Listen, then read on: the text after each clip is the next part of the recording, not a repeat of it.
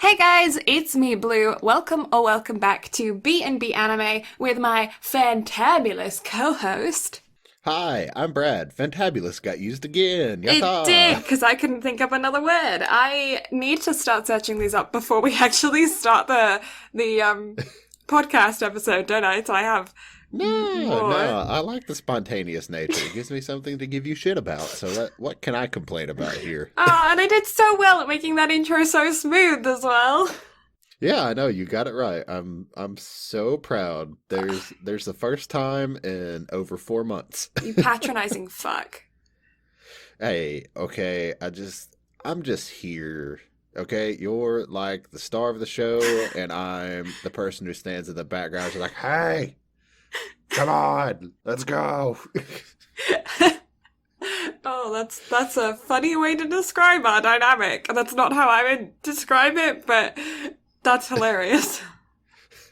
Look, okay, I have a running like monologue in my head of what I think. Okay, so I am basically the main character from I Want to Eat Your Pancreas, just more shit giving instead of very introverted. Mm, So that's how I see myself, which you have neither seen nor no. read the manga, so it makes literally no sense to you. I have the manga in my house. My brother read it, and he owns the manga. I just haven't stolen it from him yet. Wait, he has the manga for I Want to Eat Your Pancreas? Yeah. You need to get on this. Actually, no. You're gonna cry. Yeah. So how have you been this week anyways, before we jump into manga? Because there is one manga that I do want to talk about, because I read a new manga this week that I want to share with you guys, because I really enjoyed it, and I want to get the second volume. Okay, well, I've been good. The Last of Us so far has been absolutely phenomenal. I have absolutely no complaints. 12 out of 10, masterpiece, marvelous storytelling. Yeah? I'm not going to spoil anything because that would be the biggest jackass move that I could possibly make. However, it's phenomenal. I can't say enough good things about the game. I know that you've seen a good bit of my stream, so how have you enjoyed what you've seen so far? I've really enjoyed it. I am super excited to, because like I'm pretty much watching Brad exclusively play it for now, because I don't want to watch somebody else and then get spoiled before I watch it on Brad's stream. So, on your stream, yeah. So Even though I you've missed gigantic I chunks, have, but you can kind of put the pieces together because a lot of the chunks that you miss are just like going through killing shit. actual gameplay, Yeah, yeah. gameplay. So the story segments you can kind of piece together pretty easily. And I've really been enjoying it, and I'm excited to go through and watch other people play it as well. But yeah, I think it's sick. I think the game mechanics are really cool on it. I think it looks amazing. I think it took some very unexpected turns in the beginning, within the first 2 hours. If you know, you know. And yeah, I'm also excited to start seeing some more of these memes that are going to be coming out about it, because I know that the longer it's out, the more memes, the more videos, the more fun stuff the more content's going to be coming out for it, and I'm excited to see that. Mm-hmm. I agree, which, I mean, I guess that's just, like, it's gotten a lot of hate. Yeah, I have seen that from a lot of people as well. Do you think it's just because of what happened within the second hour of the game, or do you think there's other reasons why? I think that that's primarily what it is, Hmm. because if you watch the trailers leading up to the game, I'm going to try to do this in the most spoiler-free manner possible. If you've seen the trailers leading up to the game, you should have had the inkling of what's going to happen. Hmm. If you didn't, then I'm sorry, but literally everyone that I know, like, we all came to the same conclusion. Hmm. Now, we didn't think it was going to happen the way that it did, Yeah, the way that it by happened any was means. was intense. Yeah, that was. I'm still scarred. Yeah. But yeah, like, we didn't know it was going to happen that way, but Naughty Dog released a statement, or the the director of the game himself released a statement saying that within just a few hours of the game's launch, they received more reviews, or I think even threefold more reviews than what The Last of Us, the first one, got in 7 years. Right. So that tells me that They got to that point. as soon as they got to that, they went out and they made a bunch of reviews, just absolutely shitting on it. And that's not right. Like, yeah, like you can't. Yeah, well, that's like reading the first, like, 3 chapters of a book and saying, oh my god, it's the worst thing I've ever read, when you're like, yeah, you love the series beforehand and you've enjoyed the content up until that point, but just one bad event makes you hate the whole thing and you haven't even given it the full shout. Like, I don't know. Hmm. Yeah, and it's one of those things too, to where I feel like whenever it comes to stuff like this, it's a good bit of storytelling to do what they did, and it's a good bit of storytelling that's not utilized, in my opinion, enough. Yeah. Well, this is actually something that I find very interesting from my perspective as a European. I have spoken to quite a few of my friends about this as well, and it tends to be, in general, that North American content is a lot more fearful of killing off a main character than you see in British or in Asian, like, creations. Things like, I mean, like, for instance, a huge comparison is Twilight versus Harry Potter. And I know people are like, oh my god, you can't compare the two because Twilight was written so differently than Harry Potter, and, you can't compare them.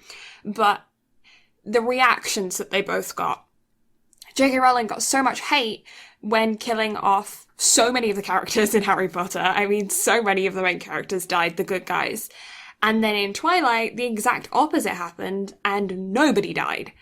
And the reactions between them are very different. But you see that tends to be quite a cultural thing. And I think within the past few years, North America, in the content that they've been making, has been expanding into starting to kill off main characters more. And it's taking an adjustment period, I think, for the audience of those creations to be more willing to accept that this can be a mechanism used to create good stories. Mm-hmm. However, one thing I will say, though, and it's especially true in this case, I've never had any video game outside of these two to drag me to tears. Mm-hmm. Now, had I not been streaming, I would have cried. Mm-hmm. Like, I sat here and I had to stay quiet for a good bit of the stream, because if I had opened my mouth without trying to make jokes, I probably would have cried. Mm-hmm. But that's just a testament to how well that they did everything and went about doing it. So I think if you can bring out that amount of emotion, and even though people are, leaving piss poor reviews on it because of that, and it sparked that kind of outrage, I feel like that's a good thing. I agree. For this game's. Yeah. Even though it's poorly rated, if you haven't played it and you're on the fence about it because of the ratings, go play it. Seriously, it's well worth it. It's 30 hours of pure just amazement. 100%. I can't recommend a game more right now. Like, I'm not done with it, so I don't know where the story goes from where I'm at. I'm like 20 hours in, so I've got, I think, between 10 to 12-ish hours to go. But with where I'm at, it's probably going to become my favorite game of all time. It's probably going to eclipse the first game. Really? Just because they have just ramped up the storytelling in this one. Like, I can't describe it, but to me, this one just hits harder than the first one. And it just, the way that I feel like I talk about this a lot on this podcast, but the way that how anybody portrays emotion and portrays character development, like, good character development trumps just about any other thing in storytelling to me. And the way that they're going about it, and the way that they make Ellie sell what she does throughout the game, like, it's phenomenal.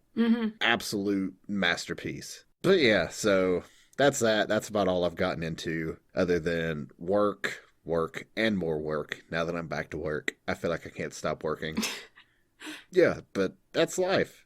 How's everything going for you? And more importantly, how is this manga that you started? Oh, okay, yeah. So recently it was my brother's birthday. Happy birthday, brother. And we obviously got him presents for his birthday. And one of the things that we tend to do for his Christmas and birthday is I will go with my mom to the bookstore because my mom doesn't really know anything about manga. She tries her best, but she doesn't know anything about manga. She doesn't know anything about anime. She doesn't know anything about video games or anything that my brother and I are both interested in. And so whenever it comes around to my brother's birthday or Christmas, I go with my mom and I help her pick out a bunch of things for my brother. And so when we were in the bookstore, I happened across this manga that I thought that's going to be right up his alley. That sounds like a load of fun. I'll get him the first volume of that, and then he can decide whether or not he wants to, read it online or go and get the second volume or what. I just figured I've never heard of this one before, but it looks like he'll really enjoy it. So I'll get him that one. And then I also got him a couple of second volumes and third volumes of things that he already had and a couple things that he'd wanted. But this one, he opened it on his birthday and he goes, "Oh, I've read that. It was really good." And I'm sitting there going, "Shit." Like, how was I supposed to know? But he was super happy to have the copy of because he read it online, so he was super happy to have the volume anyways, because he does like to collect them. But he said, if you want to read it, I can go ahead and lend it to you, and I recommend it because it's actually really good. And so I was like, okay. So I took his birthday present, and and I have it in front of me now. And it's called Delicious in Dungeon by Ryoko Kyuai. I can speak, by Ryoko Kyuai. And it's really, really good. So the basis of it is, you got your main character. I don't actually remember his name. Have I got your name in like the first right away bit here? Laios. That's our main character's name. So Laios is part of a party in a kind of RuneScape style world, your basic, going on an adventure in dungeons. Mm-hmm. And his sister gets taken by a dragon in this dungeon, and the rest of his party all run out of money and they have to go and save his sister, who is now like trapped in this dungeon, and they all got kicked from the dungeon and now they're at the entrance again and they have no money. So he's like, "Oh, it's okay, I'm just gonna go into the dungeons and find her." And his party's like, "No, what are you talking about? You have to like save up money and stuff, and we have to get food and all this kinds of stuff." And he's like, "Well, I don't have time, we just have to go, and so you could stay outside, I'll sell your gear, and I'll get food that way, and then I'll just go into the dungeons." And they're like, "No, but we'll help you, we're part of your party members, we'll come with you, we'll figure out a way." And so they just walk back into the dungeons again with no food, and he's like, "We're gonna cook the monsters."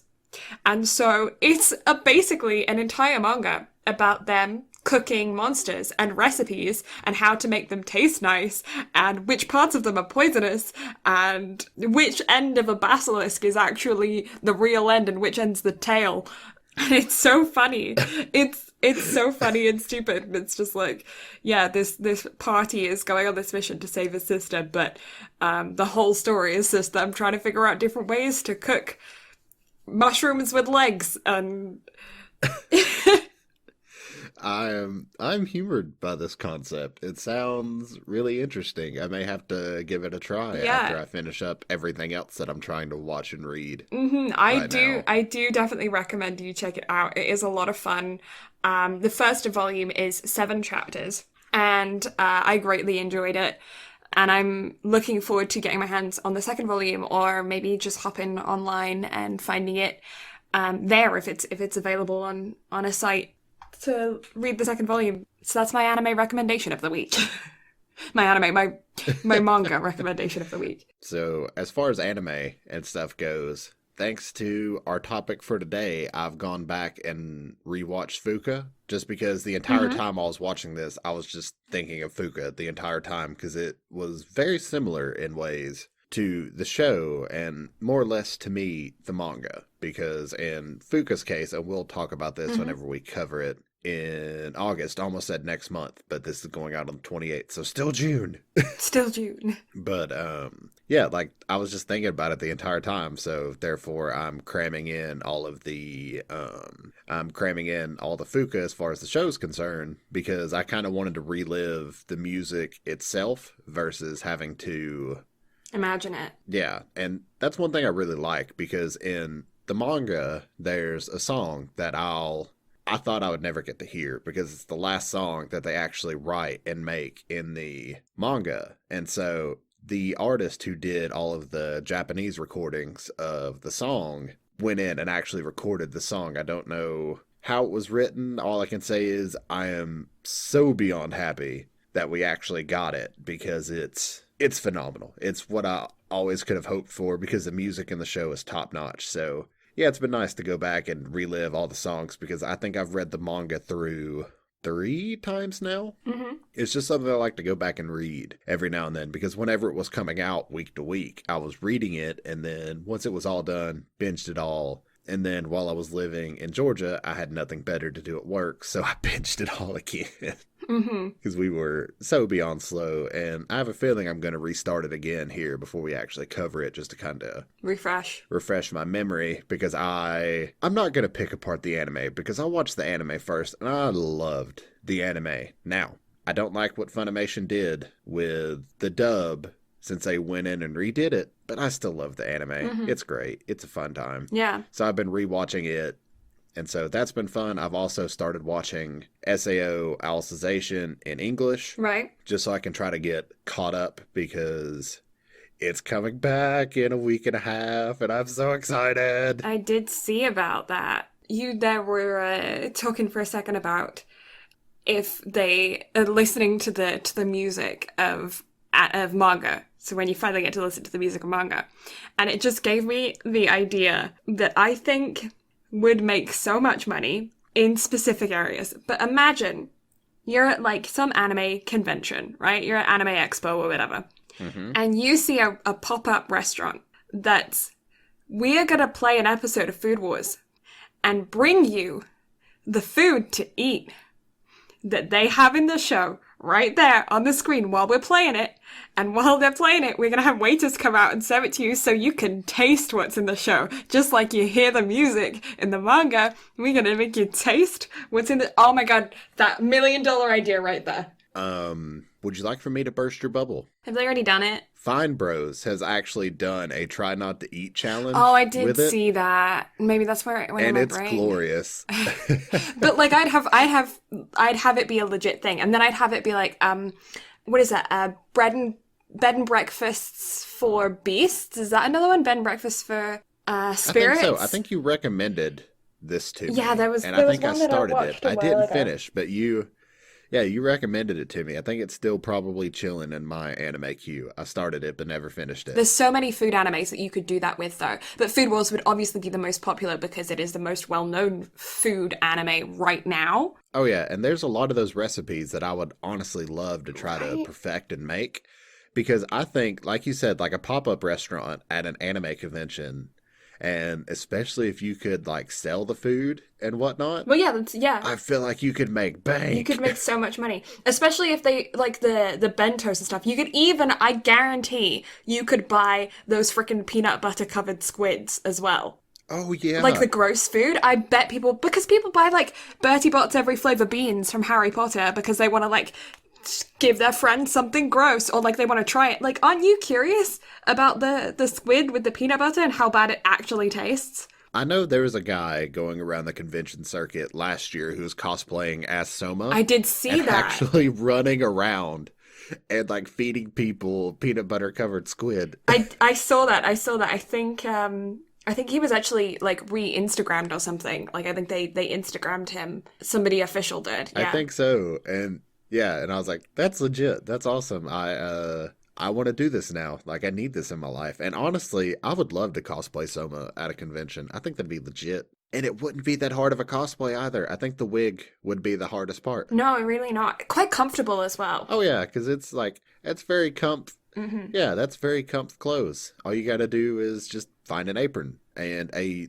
excessively long headband. And a black shirt with what is it? What's the name of his family? Yukihira? Is it just Yukihiro Diner? It is just Yukihiro Diner. Yeah, Uh-huh. on it. You say this like we aren't massive fans of the show. It's been a while, okay? Give me a break. I will give no breaks. Like I said, I am here solely for the shit giving. That is No, my that's position in the podcast. That's what you That's hired me true. on for. It's what I hired you on for, so like we didn't come up with this idea as a joint thing. I am now Brad's boss. This is how this works now. Behind the scenes of mine and Blue's friendship, anytime we talk about something, it's just always yes, boss, all the time. Honestly, yeah. I know he always responds to everything with yes, boss, and I'm like, you are aware that this is a 50-50 partnership there, dude, right? But it's not even about that. It's like It's just like, yes, boss. everything. Anytime I'm having a rough time, she's like, you need to take care of yourself, dude. I'm like, yes, boss. Yeah, I'm like, hey, dude, you cool? You good, fam? He's like, yes, boss. Oh, I love it. It's an interesting dynamic. I couldn't be happier with it. Yeah, and I always call him, like, fam or mate or dude. It's rarely Brad. Yeah, I get dude a lot. Dude, yeah. I'm like, you good, But dude? it humors me. It humors me a lot. Hey, dude, how you? You up? What's up, dude? You good, dude? My inner California surfer dude just, like, coming out there. Yeah. It's because you're a dude. Brad. That's why. It's because you're like, hey man, I'm Brad. Like, that's why. Like, I'm Brad. Like, all I do is surf and just, like, check out those gnarly waves, dude. Your SoCal impression of me is right on par with your Ash. It's just my generic male voice. If I'm just doing a male, like, it goes really, like, gravelly and, like you can't breathe properly. Gravelly. You want to talk about gravelly. But with Ash, it's more like, Pikachu! Yeah, he's more animated. He, like, takes more effort. I don't know why. Bulbasaur! Hey, Pikachu! The biggest difference is that you just take it up a few octaves. That's I it. just take it up a few octaves. I just do it in kind of my natural pitch.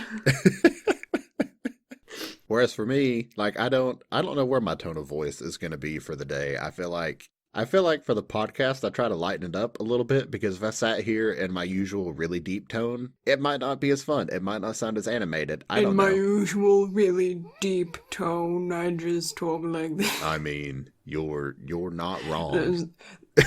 This is my Brad impression. I am so manly. Deep voice.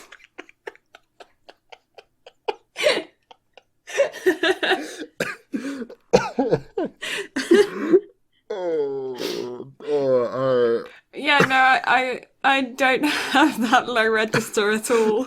Not only that, but the added southern twang to that. I'm so manly. And I see trees of green, red roses too. so, while you're at it, can I hear your rendition of Country Roads, please? Country roads, take me home to the place I belong. West Virginia, Mountain Mama.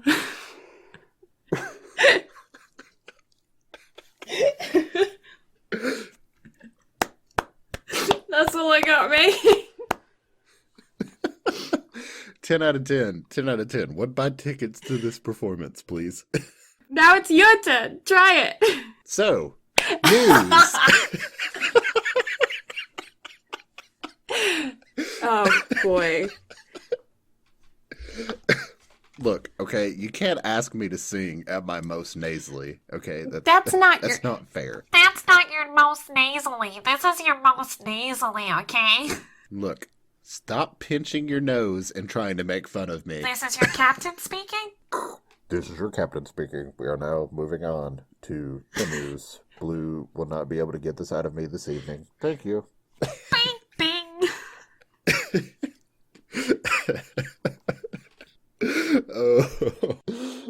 Oh, what am I doing with my life? I don't know, fam. I don't know. Oh, all I'm hearing is just Dakota just going, Brad, why are you like this? Brad, why are you like this? That's my Dakota impression. Why are you like this? I'm sending this podcast to him now. No, Dakota. I'm sorry. Oh, This is great. I love this. I'm so glad we came up with this idea. Like, happy 4-month anniversary, I guess. Yeah, that's true. We've been at this for a little while now. We have. We have. I'm enjoying this. This is so much fun. I can't remember if I've said this or not, but like this is genuinely a highlight of my week. Aw, that's so sweet. I look forward to it. Plus, it gives me an excuse to watch anime and also gives Blue not an excuse to try to run away and hide, considering she doesn't like to play card games anymore. Baka. Well, I keep telling you, give me a day. And I keep telling you that it's your stream schedule, fam, since I don't stream anymore.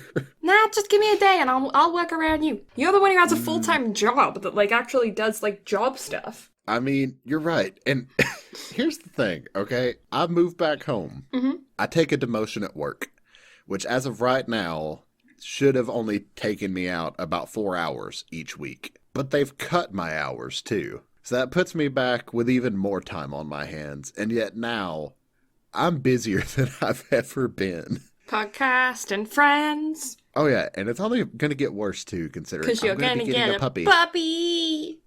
Have you decided which one you're gonna get yet? So as far as color goes, I'm probably going to end up with a black one. Okay. Is that a boy or a girl? I would prefer to go with a girl, Yeah. and I want to get it a pink color, and I want to name it Sakura. Aww. That's really cute. That's all I want out of life. One thing to note with girls is if you have a nice lawn, you're not gonna have a nice lawn anymore. Oh, really? Yeah, it's a fantastic thing to bring up on podcast. Their urine has a particularly high ammonia level, and it kills grass. Oh, okay. It's okay if you like throw water over it, like as soon as they pee. But like we don't, like we have 2 girls. We're not gonna go like and do that every time they pee. 'Cause they pee like 100 times a day. But yeah, you can buy like rocks and stuff that are supposed to help lower the levels and stuff. But we haven't found anything that actually works and that doesn't like affect their stomachs or anything. Because like quite often it's like things you have to put in their food or other things like that, and we just find that it's not worth it. You know? So all I'm hearing is the local college campus is going to have a rough time then with their gardener. Yeah, they're gonna have some patchy grass. But I guarantee they probably already have grass, like patchy grass. You'll start noticing it. Now you're a dog owner. You'll start noticing it and you'll be like, that's a dog pee puddle. And that's why that grass hasn't grown. That explains everything. Yeah, that explains it. Yeah, you'll be able to tell which houses have female dogs when you like walk along and you look in their yards. It's like, okay, I know they have a dog and their dog is female. They have a female dog. They have a female dog. But female dogs are also better for training before they get either snipped or spayed. Because, well, obviously a female dog's gonna get spayed, but like male dogs tend to scent houses before they are neutered. And so you should have less toilet training troubles with a female dog. Well, I mean, good news is I'm in charge of yard maintenance, so less work for me means I'm a lot happier person. Yeah. Okay, my brain is dead. Your brain is dead? News! My brain is dead. Oh, that's right. News. First piece of news. The Violet Evergarden film has gotten its new release date. Oh. September 18th. Ah. So I guess that means we're probably going to be waiting about 6 to 8 months afterwards before we actually get it. Or rather, I get it since you're in Canada. Canada.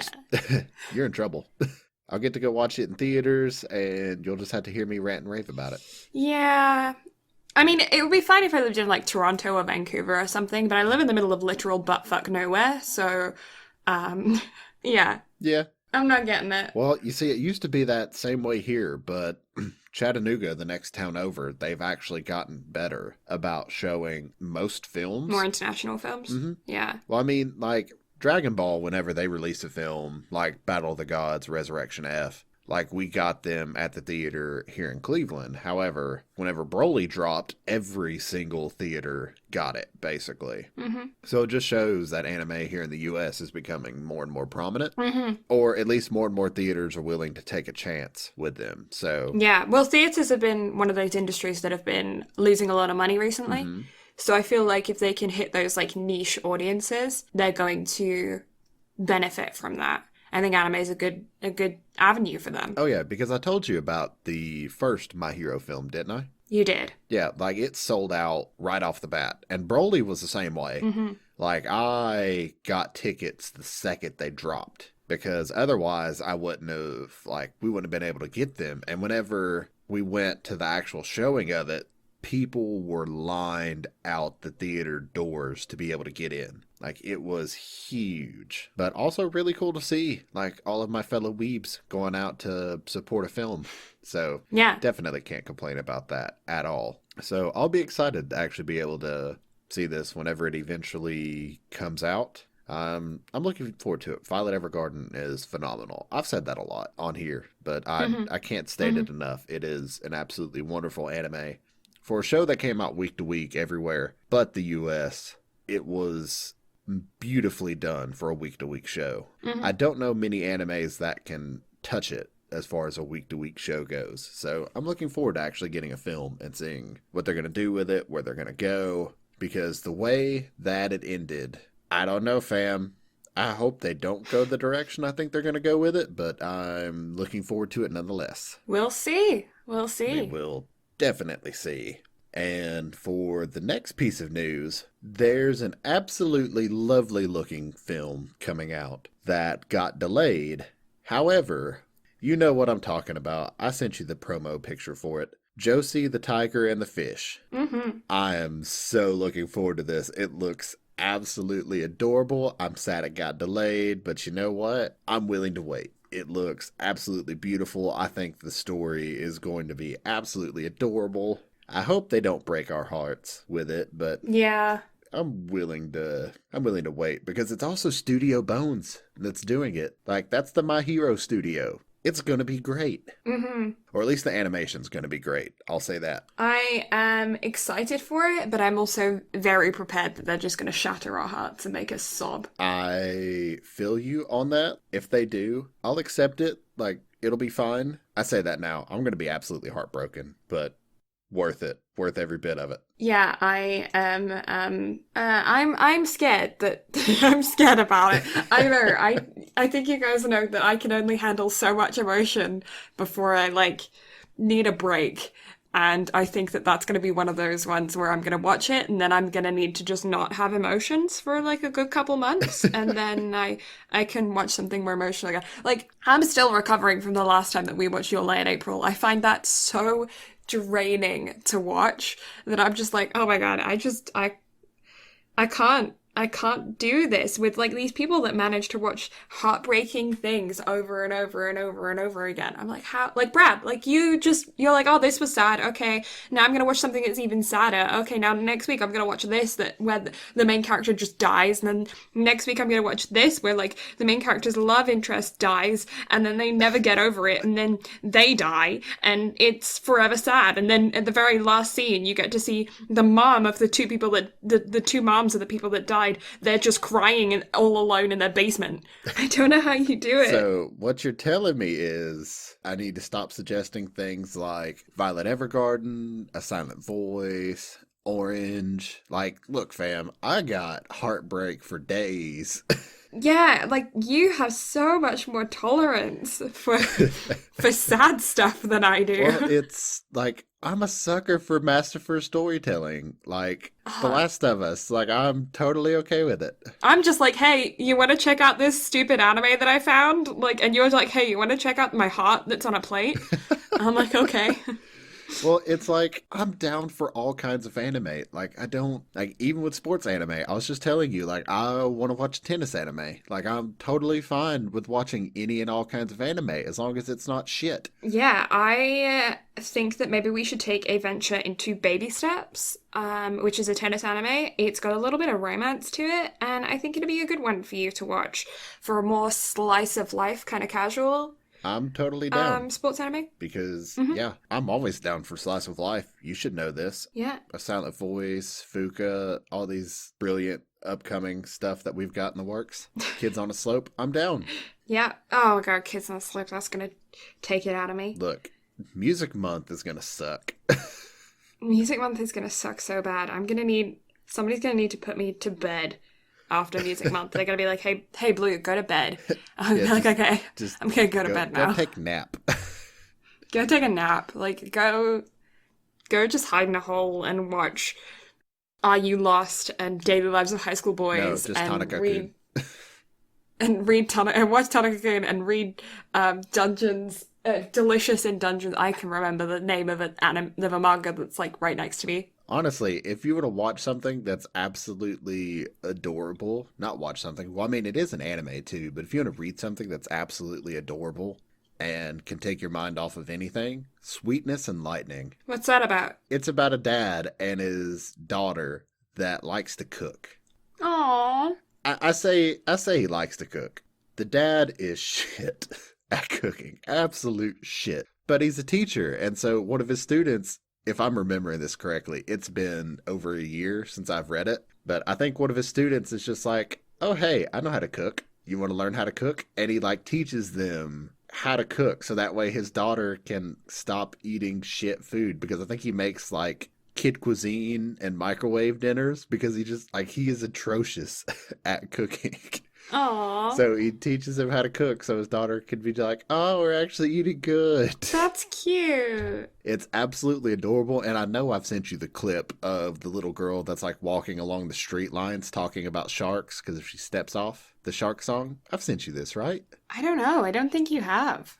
Because I would remember sharks. I'm going to send this to you right now so I don't forget, because I don't think the podcast knows how much I love sharks. I don't think they do, but I know how much you love sharks with your shark mugs and everything. Yeah, my Lego shark that I have on my shelves for my stream setup. Like guys, I freaking love sharks. Sharks are my favorite animal of all time. I think they are sick.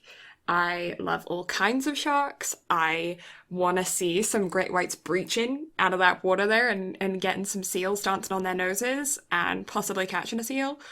I freaking love sharks, my dude, but I will never go in one of those shark cages. Nope, not happening. I love sharks. I will stay on land. Thank you very much. I feel like this is going to become your song about life now. This is going to become your theme song I will definitely check that from out this point going forward. after the recording. Because, it's going to be right up your alley. I'm excited to hear it. Yeah, it's absolutely adorable. Baby shark, do do do do do do. I quit. I'm leaving. This podcast recording is done. I cannot, with good conscience, stand that damn song.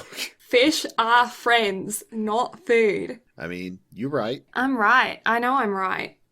And fish are friends, not food. Uh-huh. Yes. Have we got any other news? So, last piece of news, because it ties into something we've already talked about. Crunchyroll has released their full line of summer anime. And your boy is not going to have any fucking time anymore. Oh no. I already don't have time. It's going to get worse. What have we got lined up? We have, for their new titles or stuff that wasn't pushed back, although some of these are definitely new titles, you have The God of High School starting on July 6th. Right. I've watched the trailer for it. I'm pretty excited. I think it's going to be good. But also, it's going to be dubbed at the same time. So I feel like I'm probably going to watch the dub on this one. Unless I can just tell that it's kind of bleh. Then I'll switch back to the sub. But anytime I can watch something dubbed now and then move around to other things, I'm totally down. Yeah, I do feel like dubs are getting better and better and better. They definitely are, without a doubt, until, Funimation decides to go in and redub some stuff and add English music that I think... It's over 9,000! Oh, that's fine. I'll give it a pass. Even though it's 8,000, but you know what? I'll give it a pass. It's fine. And then ReZero Season 2. Yeah. I'm so excited! Yeah, no, I'm stoked as well for ReZero Season... What is it, Season 2? Mm-hmm. Oh my god, that first season felt like it was 2 seasons. That was such a long... I mean, not like dragged out or anything. It was really good. We actually did a previous podcast episode on that, so if you haven't listened to our ReZero podcast, definitely check that out. Because, yeah, we both really enjoyed it. And I actually don't remember what we rated it, but I feel like we both rated it really high. I think I rated it a 9. Yeah. Like, looking back on it, probably a 9. Yeah, something pretty high. I feel like it would have been like a 7.5, 8 for me. I definitely really enjoyed it. If you want to see one of the best confession scenes in anime, Oh my god. followed up by the most crushing rejection, watch ReZero. And then check out all the memes based on it, because those memes are hilarious. Oh, I post all of the memes about it, which, if you like memes, especially anime-related memes, check out the Instagram for the podcast at BnB Anime. Because Shameless promo. yeah, shameless. Anyway, yeah, we post daily memes there, and I only bring this up because it's topical, but also memes. Also memes, yeah. Brad's the one who pretty much runs the Instagram. I handle the Twitter, and I am not so good at the meme thing. So I normally just ask stupid questions. Like, for instance, today was, what's your favorite thing to go in a bento? Because I'm so creative. And sometimes I just post updates about the podcast, and sometimes I get really mad at Brad on Twitter. I don't know what I did to deserve this. No joke. Blue and I like to throw shade at one another since we both exclusively run like one or the other. There's shade being thrown, and I don't ever know until I get a notification on my phone that somebody has liked something, and then I read it and I'm like, Well, the thing about it is like Brad can tag me and stuff on Instagram, whereas Brad doesn't have a Twitter. So I can't tag him in tweets that I make from the BnB Anime account. So he just has to find out later on about it because he doesn't get tagged in it. So yeah, it's actually hilarious that I can let things slip through for like a couple of hours, even like a day or two at a time. And then like occasionally I'll just get this like notification of somebody liking a response to that. And I'm like, oh, Brad responded to this. and that's the thing. Like, I'll do that too, but I'm also sneaky about it to where I don't. Yeah. Like, I won't tag Blue in it just for giggles. So yeah, it's a lot of fun. It's a great dynamic. We do have a good time. But yeah, ReZero Season 2. Blue, you'd better watch this week to week, because otherwise I'm gonna spoil it, because I'm gonna talk about everything. Like, all these stuff that I'm gonna be watching week to week, I'm gonna talk about it, and I'm gonna talk about it in depth, because it's gonna be great. Okay, I will do my best to watch it week to week. I'm kidding. I mean, I'm not kidding. Like, I'm gonna talk about it, but I'll try to keep it as spoiler free as possible. But I'm gonna talk about it, because I am so excited. I could tell. And then also other stuff coming out. There appears to be an harem anime, at least from what I got from the trailer. It's going to be a harem anime. And who doesn't like a good harem anime that's a good slice of life comedy? Why not, eh? Why not? I mean, Date Alive is probably in, I can't say it's in one of my top 10 animes because it's definitely not. I've seen better. But it is in, it's in my top 10 harem anime. Have you ever watched a reverse harem? I'm trying to think. Oh, shit. What was that anime? Is it like Kiss Him, Not Me, maybe? I've seen that advertised all over the place. I watched it. I don't remember much about it, so I don't... Don't know how good it was. Well, obviously not amazing, because you didn't remember it. Yeah, but I also feel like I was just, like, kind of passively watched it. Like, with what I'm doing with Fuka right now, I turn it on, and then I work on your Twitch stuff. Mm-hmm. Because for those that don't know, I'm in charge of all of Blue's art thingy-majigs on Twitch. Mm-hmm. He is. Because it's fun, and she gives me too much creative control, so sucks for her if it all goes wrong. Brad does digital art, and I do not do digital art by any means, so I'm just like, hey, go wild, like you do you. Tis true, Tis but true. too much freedom. Like, I'm gonna start hiding Easter eggs in all of your shit. No, honestly, do that, because like my favorite thing is when artists are just given free reign and just do their shit. Like it's the best. Yeah, but then you're gonna get the final copy of your Twitch overlay thingies, and you're just gonna have me peeking through the window. Why the fuck not, dude? Like, do it. Although that would make you seem creepier considering you're drawing my bedroom. Look, you asked for this, okay? That's not a good response to that circumstance, Brad. I know, but you asked me to draw it. Okay, that's worded much better. You're right, it is. I'm not good at words. Cancelled, we're cancelled. Off the air. Get them out of here. Yeah. I'm going home. Are you not already home? You're right, but I'm going home. That's been me today, honestly. That is my life. Oh, hugs for Brad. Yes. Send all the hugs. If you Not had better a yet, bad send hugs. day, sing that song just to turn it around. I don't know the Yes. words to that, by the way. I always get them wrong.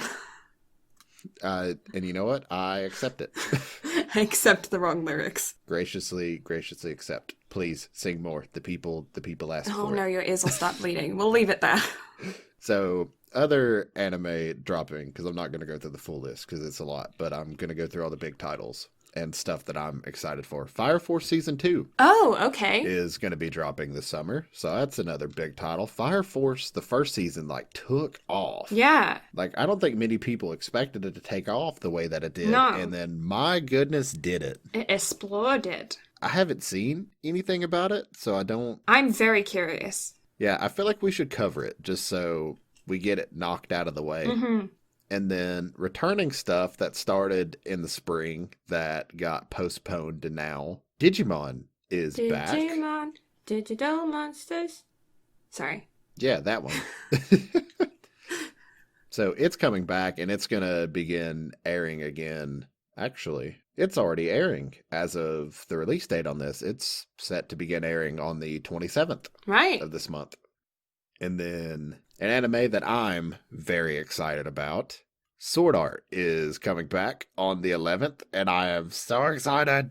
Such excite. Oh yeah, Alicization, the entire arc for SAO 3 and then SAO 4, if that's what you want to call the War of the Underworld arc, whatever you want to call it, has been absolutely phenomenal. It is, in my opinion, the best that the SAO anime has been. Mm-hmm. I can't speak highly enough about it. I am very excited for it to be coming back. It's going to be releasing on the 11th of July. Okay. And then one that I know you're going to be excited about it, Major Second Season 2 Yeah. is going to be returning on July 11th also. Yes, I am excited about that. I haven't watched, I think it was the first 2 episodes that got released before COVID happened, and I didn't watch them, mainly because I don't really tend to watch things week to week, as you guys know, but also so many shows were getting cancelled by that point. I was like, I don't want to start anything and then have, to wait. So, Pull a Brad with what I'm going to talk about next. mhm. Yeah, so I did wait to watch it, and I'm excited for it to start coming back out again. And when it starts coming back out again, I will, or just before it starts coming back out again, I'll watch the first season again. And I'm very tempted to watch all of Major all the way through again. How the fuck are you going to find it? Because I tried, okay? So here's a little tidbit. This is the second time Blue and I have tried to sit down and discuss this. However, I'm going to talk about it this time too. We gave each other homework. I legitimately tried to do the homework. I tried to sit down and watch Major. I was going to watch the first episode because I wanted to know what all the hoopla was about and how Blue said I was going to cry because challenge accepted. I couldn't find it anywhere. Now, what could be found everywhere? The Promised Neverland that somebody didn't watch the first episode of. Yeah, that's true. I didn't. Oh, I had to give you shit. I didn't because I completely Yes, forgot. reasons? I just forgot. It just slipped my mind, and I didn't. It didn't happen for me. I sneezed 3 times, and because I sneezed 3 times, I couldn't do it. So, all I imagine whenever you tell me that, so I don't know how familiar you are with Dragon Ball or Dragon Ball characters. However, there's one character that is relevant in Dragon Ball and then not relevant anywhere else in Dragon Ball Z, GT, Super, even though we don't talk about GT. There's a character called Launch. Launch is a really interesting character because whenever she is in her blue-haired state, is one of the sweetest, nicest characters you'll ever meet.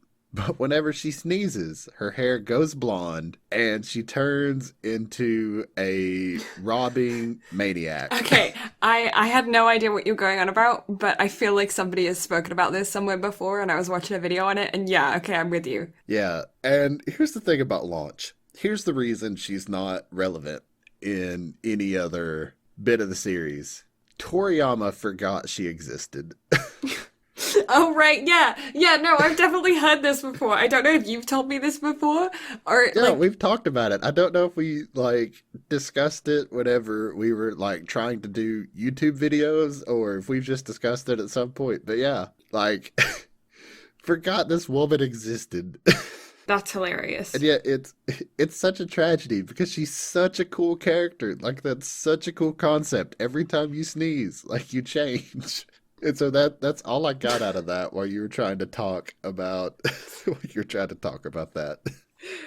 Anyway, what is the next anime that you're super excited for it to continue coming out for? It's an anime that you and I are both as excited about. Excited. Food Wars. Food Wars, Shokugeki no Sama. Hi. And it's also something that Blue and I are going to be covering very soon, actually. Yeah. I'm excited. I got pissed whenever it got pushed back because I was like, no, because I was watching it week to week. Why? Yeah, but I haven't seen any of it so far, so You should be both happy and disappointed with yourself. I'm just gonna be happy.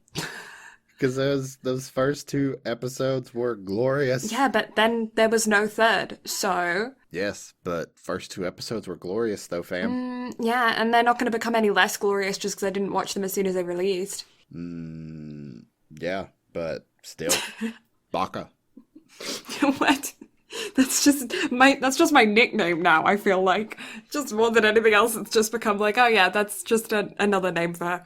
It is like besides just calling you banana, it's now just Baka. Blue, banana, baka, just all bees. I am a fan of alliteration. I can tell. It's like prickles, like that had to happen. No, actually that's not alliteration. I was gonna say, what are you going on about? I don't know. I don't know. But it's my life. Anyway, and then continuing simulcasts that are going to be coming out in the summer. One Piece, because shocker, Black Clover, and that's all the big ones Ooh. that I see. Yeah, summer's going to be a very busy time. I am very excited for a lot of the stuff that's coming out. Yeah, I am excited as well. Yeah, we're gonna have a lot to talk We are about. gonna have a lot to talk about. We're also about to have a lot to talk about now because we have our given topic. Our given topic, which just so happens to be given. Yeah, I had to do something there. Yeah, this is our Pride podcast. Throw up that mad respect, mad pride, mad all that shit. You know what we didn't do for the second time? We didn't do the Pride intro, recorded right? this part. Yeah, we did. We didn't be like Happy Pride Month. Happy Pride Month. Yeah, Happy Pride Month. I know, it's right at the end of Pride Month, but yeah, we wanted to do an episode that is dedicated to Pride, because why not? Rainbows and shit and equality, we're all down for that. Like, yeah. So I figured that I would get Brad to watch Given, which is something that was on your to watch list, right? It was. Whenever it was coming out, like everybody was raving about it and how they were talking about how the storytelling and everything was Yeah. really good. So I was like, oh, okay. Like, I'm down to watch it. Yeah. And then I didn't get around to it. And I had already watched it because I went through a big phase of watching different types of music animes and different types of music within music animes, and I got into like a rock and kind of thing phase, like a rock and pop and band phase, and stumbled across this. At that point, I'm surprised you didn't watch Fuka at that point then. Yeah, I don't know why it didn't stumble in my recommendations. I just, maybe I read the description of it and skipped through it. I'm not sure. I don't know. I have no recollection. And like I don't even know how I ran across Fuka either. Honestly, I bet it was Coda. Probably. I bet it was Coda. If in doubt, blame Coda. Well, I think I watched it for the first time, like back whenever I was first getting back into anime, maybe? When did Fuka come out? We'll talk about it whenever we cover the anime. Yeah. But yeah, now I'm questioning myself. Anyway. But yeah, so I had already watched it, and when we were discussing whether or not what we would cover for this month, and I pitched the idea of us doing a Pride anime. This was the first thing that popped into my head. Yeah, and when Brad said, "Oh, I haven't watched that," and that's a BL anime, and I went, "Oh, you know, I actually have seen it, and it's really good, so I recommend that we do watch it." And so that's how we kind of decided on Given for our BL anime. So yeah. Just putting that out there.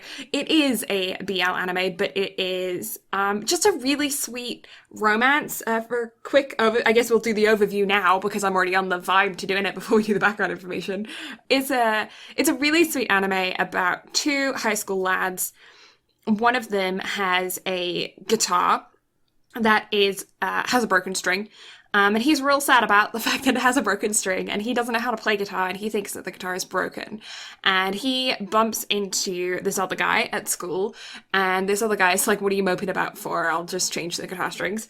And he does. And they get talking. They're wanting to like learn music together and this other guy who changed the strings on his guitar is actually like a really good guitarist, kind of a prodigy in guitar, but also like there's not really necessarily prodigies in the same sense. Like when you think prodigies, you tend to think like Your Lie in April or, you know, something. It's not like he's self-taught and kind of grungy and, you know, into English UK rock and that kind of stuff. So he is a prodigy, but not in the same sense of like academic prodigy, I guess. And the two of them just kind of get to know each other, and it's about one of theirs history in particular, and why he has the guitar, how he came upon the guitar, and about this other guy's band and them developing music together and eventually writing a song together.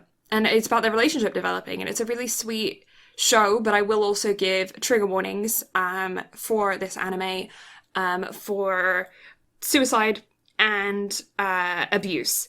I think those are probably the two biggest trigger warnings that I want to put out there before any of you guys who haven't seen the show jump into it. Just want to make sure that you're aware that those two, I think that's probably the two biggest trigger warnings. I think so. Yeah. I feel like that's all that I was gonna talk about. Alcohol abuse. Well, that's another thing. And yeah, but that's kind of the overview of it, and I think it's a really sweet anime. But yeah, Brad's going to tell you now a little bit more about the background of it. So, Given was initially a manga that was written by Natsuki Kizu that began its original run on April 30th of 2013 and is still running to this day for a total of 5 volumes. The show itself was directed by Hikaru Yamaguchi, who doesn't have a lot of big titles to his name. However, he has done some stuff on Gintama, which is why I have that in my notes. That makes a lot more sense now. Me, big brain. The episode originally ran in July of 2019 through September of 2019 for a total of 11 episodes and currently has a film in development as well. Yeah. The film was supposed to be released this year, but I'm not entirely sure if it is going to be released this year because of all of the delays from Corona, but it was they initially advertised it as being released in 2020. I don't know because I'm not that familiar with the studio, so I don't know if it would be able to push through and still release this year, but to my knowledge, like the Demon Slayer film is still set to release in October. I don't think it's been delayed yet. There's still hope with it being set to release that late in the year. Yeah. There's hope. Yeah. And I think the film just picks up from where you leave off at the end of this anime as well. I don't think it's like a side story. Yeah. It's Bunny Girl Senpai film all over again. Yeah. Which we need to watch it. We do. Yeah, tis all the background that I have on the show. Okay. I guess we will put up a spoiler warning from here on out, because we're going to dive straight into the discussion of Given. How many episodes is it? It 11. is... Oh, okay, so it's an 11 episode anime, so yeah, not too long. Very easily bingeable. I think I binged it in a day. Yeah, I did too. I watched it in a day. And I think I watched it in a day the first time I watched it as well. It's very, very bingeable. But you are the binge queen. Okay, so episode 1 of Given is called Boys in a Band. Ue no Yama. Okay, I'm probably gonna say his name wrong throughout this entire thing. Oh, also, that's one thing that I will say. Their names change halfway through the anime, not because their names change, just because they stop introducing themselves on a last name basis and switch to introducing themselves or like talking to each other on a first name basis as they get to know each other, which is obviously how names work in Japan or when you go by a last name basis. Like in UK schools and stuff, quite often you go on a last name basis as well. So but yeah, anyway, sidetrack. But yeah, I continue referring to them all the way through the show via their last name in my notes, just so that I wouldn't get confused, and anybody who hasn't seen the show listening also wouldn't get confused by me suddenly calling all the characters a different name. So I always refer to them by their last names throughout these notes, just so that I clear that up. So, Yama is a nap-loving student. I actually don't know what year he is in high school. I think they're second years. Second years? Okay. Because I think the main character is in class 210, and our secondary main character is in class 29. Right. Oh, okay. Okay, that makes sense. Aha! I have good memory. You do. Yeah, but he is a nap-loving student who is kind of pulling some Tanaka-kun vibes with the amount that he falls asleep at his desk. And he decides that he's going to go find his regular spot to catch some Z's during, I think, lunch break. But when he gets there, he finds another student hugging onto a very expensive Gibson guitar with a broken string. And Uenoyama gets frustrated and he's just like, and when this kid is just sitting there hugging this broken guitar and he's being all sad, and Uenoyama just goes and like sits down and like tries to nap, but he can't nap because this kid is just being sad and moping next to him, so he gets frustrated. And there's just like a quick montage of him collecting supplies and then all of a sudden like and fixing the strings. Because yeah, this kid was looking there like, oh my god, the world is over. We then find out that his name is Sato, and he starts asking Uenoyama to teach him to play the guitar. Because he's like, oh my god, you know so much, teach me to play guitar. But he gets refused over and over and over again. And Sato follows him all the way to his band practice, despite just like the fact that he's been rejected all the way through the day. He's like, no, I'm just gonna sneakily follow him and like hide behind this bush whenever he looks back. He's not being sneaky at all. But yeah, he ends up going to the band practice and getting introduced to the other two members in Uenoyama's band. And it turns out that Uenoyama is a, like, guitar prodigy, as I mentioned earlier, but he's kind of lost his initial passion that he had for playing guitar, because he, you know, like, when you first learn something, you have that, like, oh my god, like, I want to learn it and, like, do cool stuff with it, and you know what I mean? And he, as he practiced for the years that he's been playing, because he started playing around middle school, so he's been playing for probably 4 or 5 years at this point, and he's playing really well. And he's lost that kind of like fire that he had when he first started playing, and he's just playing the notes that are kind of on the page. But for some reason, during this practice that Sato is now sitting in on, he's like playing really well, and he's like on fire, and he's having a really good jam session with his guys. And this is when you're introduced to the other two band members. You got the drummer, Kaji, and the bassist, Haruki, sorry. And Uenoyama tells Sato to go practice with the light music club, because he's like, I'm still not going to teach you, but you can learn stuff with the light music club in school, and like they'll teach you all the stuff that you need to know. But he ends up starting to feel guilty and kind of concerned when Sato doesn't show up anymore to the nap spot, despite the fact that he was showing up there for days and days and days to pester him about teaching him to play guitar. And all of a sudden he's not showing up there.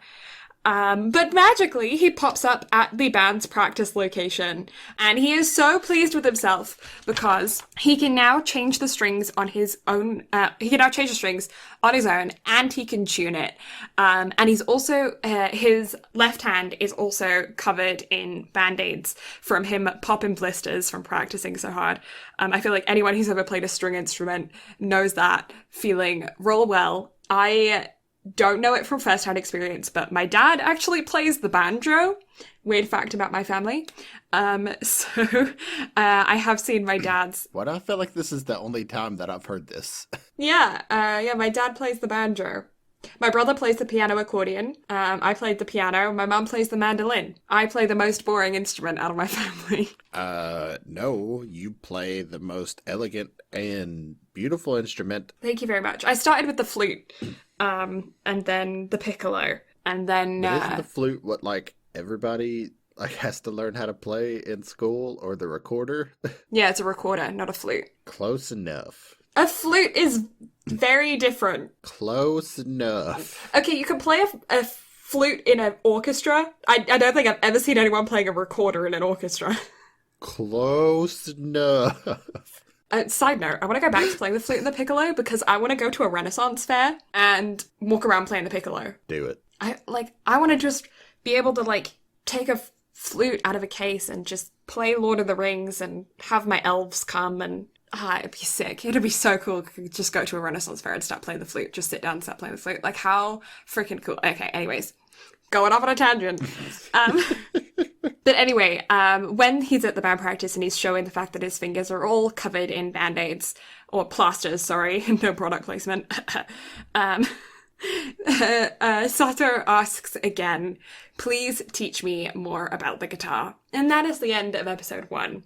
So, okay, this was your initial introduction into the show. What were your first impressions? I was like, okay, this is interesting.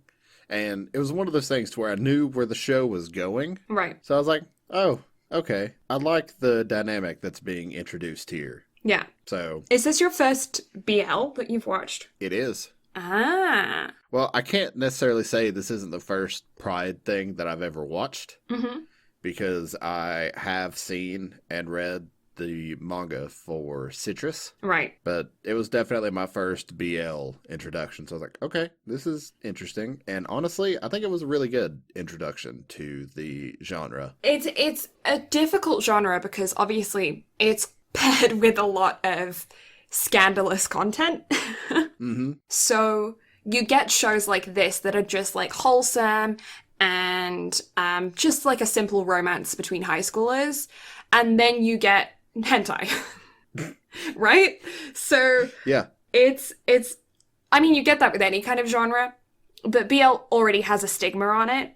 And then because the label is so all-encompassing with elevations of the amount of exposure, I guess, you end up with, like, there's a lot of shows that you see that people refuse to watch because of the BL tag, because in their mind, it's not that they're against BL or anything, it's just that in their mind, it's, oh, that's hentai, you know? So that's like the first thing that they go to. Their reputation is slowly changing, but there's some really fantastic content out there. There's an anime, I think it's called Number 6 or NO6, that's a really, really good, I think it's a post-apocalyptic anime, and it's tagged BL, but the main characters in it I wouldn't consider to be in love, in a relationship, emotionally involved with each other romantically. I would just consider to have gone through a bunch of trauma and needed comfort and found that in each other and just so happened to both be boys, you know? But I wouldn't even consider them to be in a romantic relationship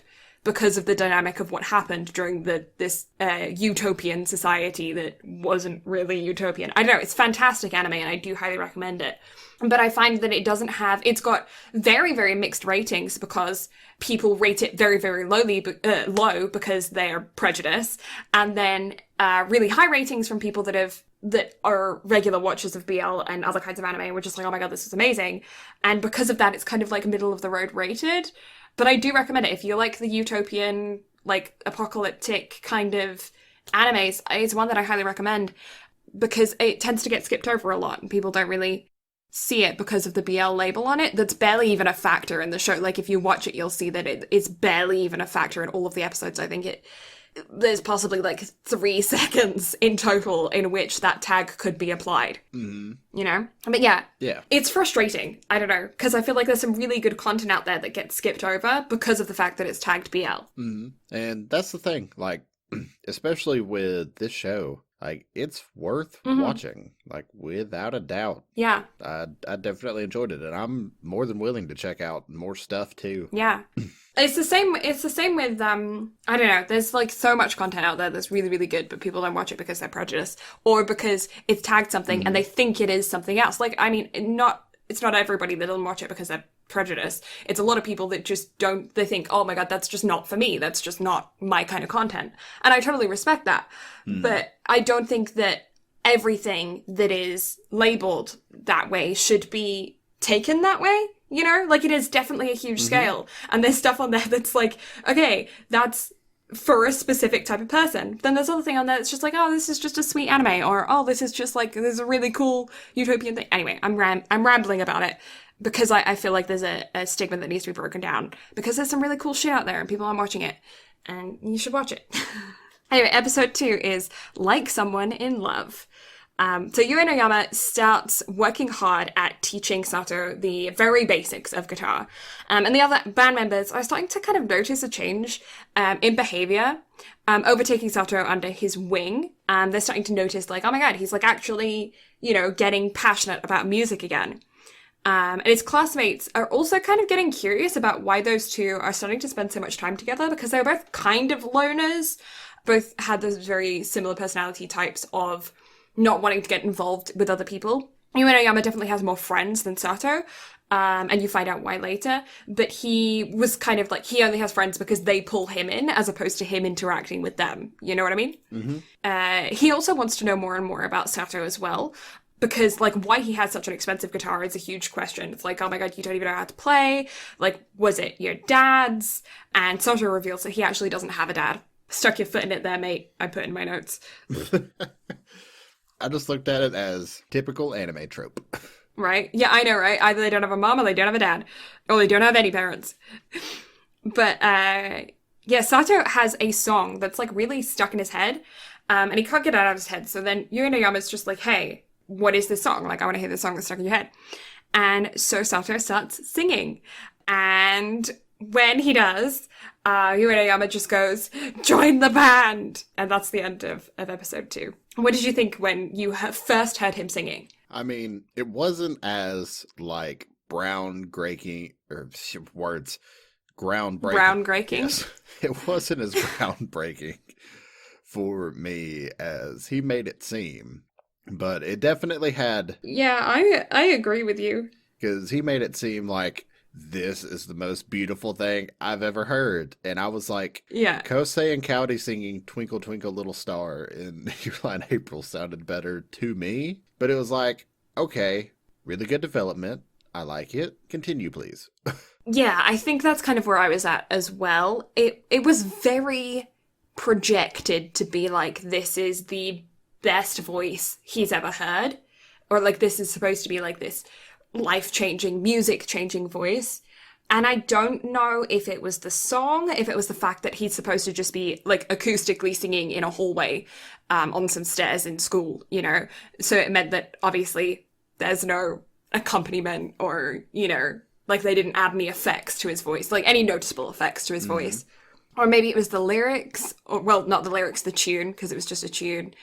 So the lack of lyrics. I don't know what the circumstances were, but I agree with you. I found it lackluster and kind of disappointing. Yeah, and I mean, we'll get to a point later in the show where I was like, okay, that's really good. But at this point, I was just like, this is an anime about music. And that wasn't a good example, yeah. Yeah, it was just like, what is this? Yeah, no, I am 100% with you. I think well, I mean, it's an anime about music, and that's the first time you hear real music in the anime, because up until this point, you hear, like, a couple notes being played and a couple strum, like, things. But, like, you haven't heard...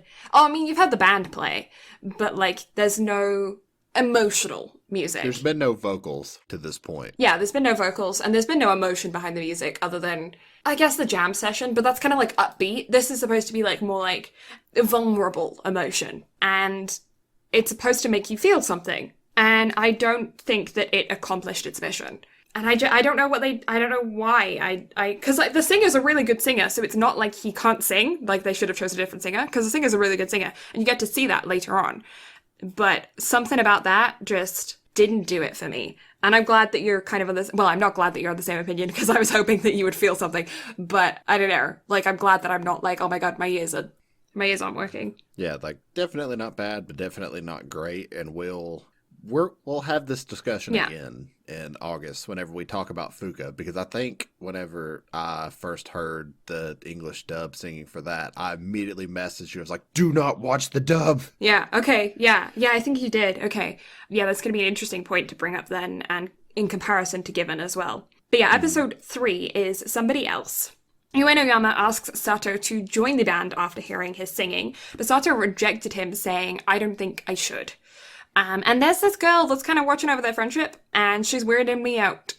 I have actually, so I've watched this anime twice, so I did know what was going to happen, but I did put that in my notes, even though I knew what was going to happen later on, specifically because she is important, but you see her popping up. I think even in the episode before, in episode 2, you start seeing her popping up. And I think it's either in this episode or the next episode that she actually has a crush on Uenoyama. So bear that in mind. There is a girl that's crushing on him, and she's kind of watching over their friendship. And Uenoyama gets laughed at by his bandmates for getting rejected.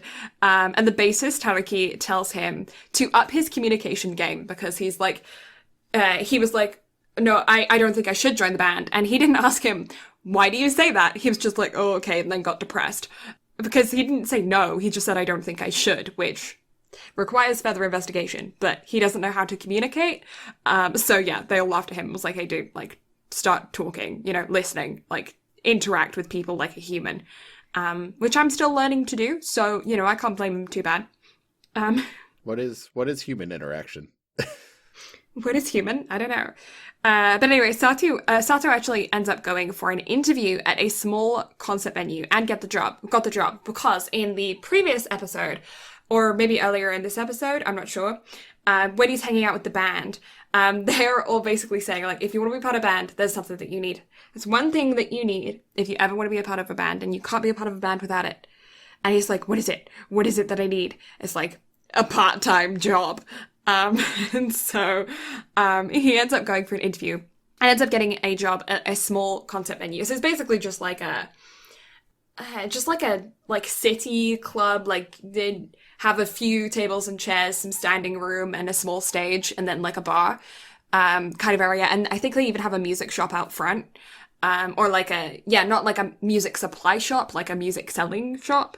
Yeah, it's just a small concert venue. That you tend to have all over cities and stuff, and he ends up getting a job there. And Uenoyama he decides that he's going to wait outside for him so that he can ask him again about joining the band. But as he did this, another high school student, Hiragi, who just shows up out of nowhere, starts asking Sato questions, and he's from a different high school. And he asks if he's carrying Yuki's guitar. Sato just freaks out and runs for it. And Uenoyama follows him and asks him what the heck happened, but Sato doesn't explain. He actually reveals, though, that the reason that he doesn't want to join the band is because he has been told he lacks expression. And Uenoyama strongly disagrees because his singing shook him to the core. Kaji actually happens to overhear this. He's just like hanging out, and Sato ends up singing again, and then he joins the band. This is the second time we've heard him sing. What did you feel like this time in comparison to the previous episode? I don't know. Like it still wasn't hitting with me at this point. And again, a lot of it is because I had heard the song that's to come later. Because Crunchy had posted the video on Facebook, and so of course I watched it because I was like, "Ooh, music!" And then this is what like drew me to want to watch the show even more. And I was like, "Ooh, this is really good." So I knew what was to come. And again, I was just like, it's not there for me. Like it's making more sense. Like I get where it's coming from. But it's still not for me, fam. It still sounded just like it did before. There was more emotion behind it. Obviously, there was more emotion in the circumstance in which he's singing at this time. So I do feel like it was elevated slightly, but it was still not there yet for me either. But on the right track, increasing, in like getting better, but not there yet. Yeah, I agree. So episode 4 is Fluorescent Adolescent, which is really fun to say, and I recommend you say that to yourself just right now, because it's fun. I know, it's fun to say. Anyway, Yuno and Sato are getting closer, and they start working together a lot more on music. Like the guitar lessons are pretty much like every lunchtime, hanging out a lot more. They now have band practice together. They're hanging out like after class. Yunoyama's not playing basketball with his friends anymore, so he can hang out with him and like play guitar together. And they're just like mingling, getting to know each other and getting close. And Yunoyama has been working on molding the tune in Sato's head into an actual song. And Yunoyama's older sister and Kaiji are broken up. So the drummer in the band, they used to date, or at least at this point in the show, you think that they used to be dating, and they're broken up, but they're still kind of dating. At least that's kind of how it's projected to you at this point. But anyway, Yunoyama takes Sato on a mission to find an effects pedal, not a petal, a pedal. But he wants to find, but the one that he wants is too expensive, so they end up going to a secondhand music shop to find a used one, and Sato gets it on layaway. Basically, he saved like $50 on it. It was a pretty good deal. And they end up discussing music tastes. Yunoyama likes British rock. Yes, boy, do appreciate that. I love me some British rock. I'm all about that British rock. It's what I listen to a good portion of the day. Whenever I'm listening to music, chances are it's Dire Straits, it's T-Rex, it's all kinds of different. That's my genre. That's what I grew up listening to. I'm all about it, boy. Anyway, before I go into my music tastes, we'll just swiftly move on.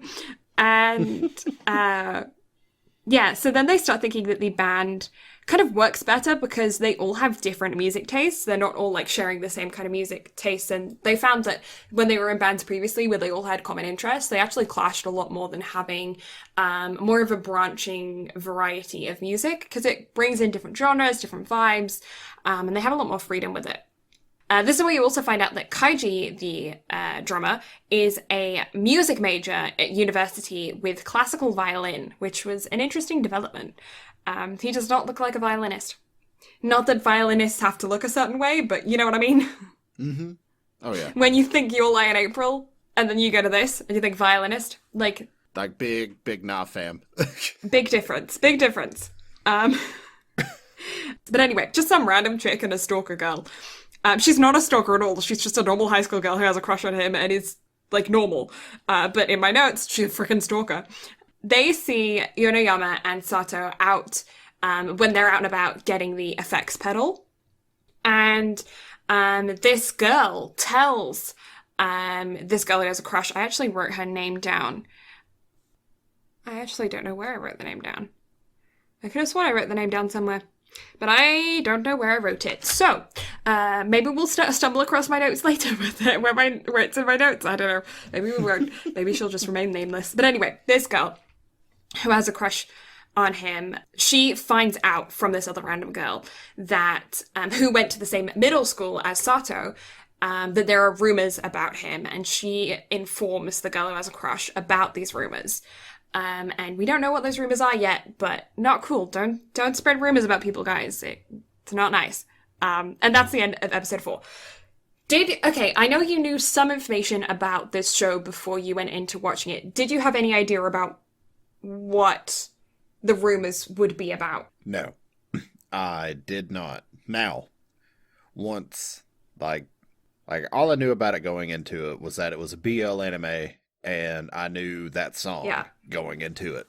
But the second that, like, I saw him with the guitar and being, like, dead in the face, I knew exactly where it was going. Oh, okay. Like, I picked up on it immediately because I've seen enough anime like this to have that inkling. Yeah. Like, just with his mannerisms and everything. A lot of that came from shows like Real Life and whatnot, to where I've seen those people who have had that sort of trauma before. Mm-hmm. So I was just like, oh, okay. This shit got dark real quick. Mm-hmm. Yeah, there's a reason why I put those trigger warnings. Like, this show was a lot darker than what I thought it was going to be. It's pretty intense. Haruki has been in love with Kaiji for 2 years, and for the whole 2 years that they've known each other. So that's our bassist and our drummer. And Haruki, the bassist, was the one to kind of form the band. He saw Uenoyama as a child prodigy performing in a small concert venue just as a solo guitarist, and really wanted him to be a part of, wanted to be a band with him. But he didn't want to approach him without having a drummer to persuade him, because as a bassist, not having a drummer or something else to be able to approach this prodigy guitarist, he was like, there's no way that he's going to want to be a part of my band, especially considering that Uenoyama had been fighting previously with his bandmates that he supposedly had at the time, even though he was doing a solo performance at that time. He was fighting with his bandmates. And Haruki specifically wanted to get Uenoyama as part of his band so that he could give him freedom, which is exactly what his bandmates were not doing with him at the time. That they had this prodigy guitarist and they weren't giving him the ability to just create and play as he wanted. And Haruki wanted to get him as part of his band so that he could allow him to have that freedom and try and make him blossom as a guitarist, which was really cool to see some background on how the band formed as a trio. And he ends up, he knew Kaji from university. He knew that he was a music major because he'd seen him walking around with his violin, but he didn't know that he played the drums until they were in a class together and he saw him carrying a hi-hat or something in a case. And so then he starts questioning him, do you play guitar? Do you play guitar? Do you play guitar with that hi-hat over there? No, do you play the drums? And yeah, he starts to form the band together because of that. But he is actually beginning to find it really hard to keep his cool as Kaiji starts invading his home, basically. Whenever he gets drunk, Kaiji is a motorbike driver, and obviously don't drink and drive, kids, and they would go out drinking, and he would forget that he drove there and have to crash at Haruki's place until he could go back home when he had sobered up some. And Haruki is finding it pretty difficult to keep his cool when the person he's had a crush on for 2 years is just in his house. I feel like that's a pretty reasonable time to be a little bit okay, this is a lot. Yeah, I'm surprised they just didn't have a lot of Yeah, honestly. Uenoyama actually at this point has nearly finished the song for Sato to then add lyrics to. And they blast full steam ahead as they have now been invited to a show at the concert venue that Sato actually now has his part-time job at. And so there's a little montage time, a little bit of a montage. And they're all getting to know each other. They're all working together as a band, making new music. It's good. It's a good montage. Good time. Good thing to see. Mm-hmm.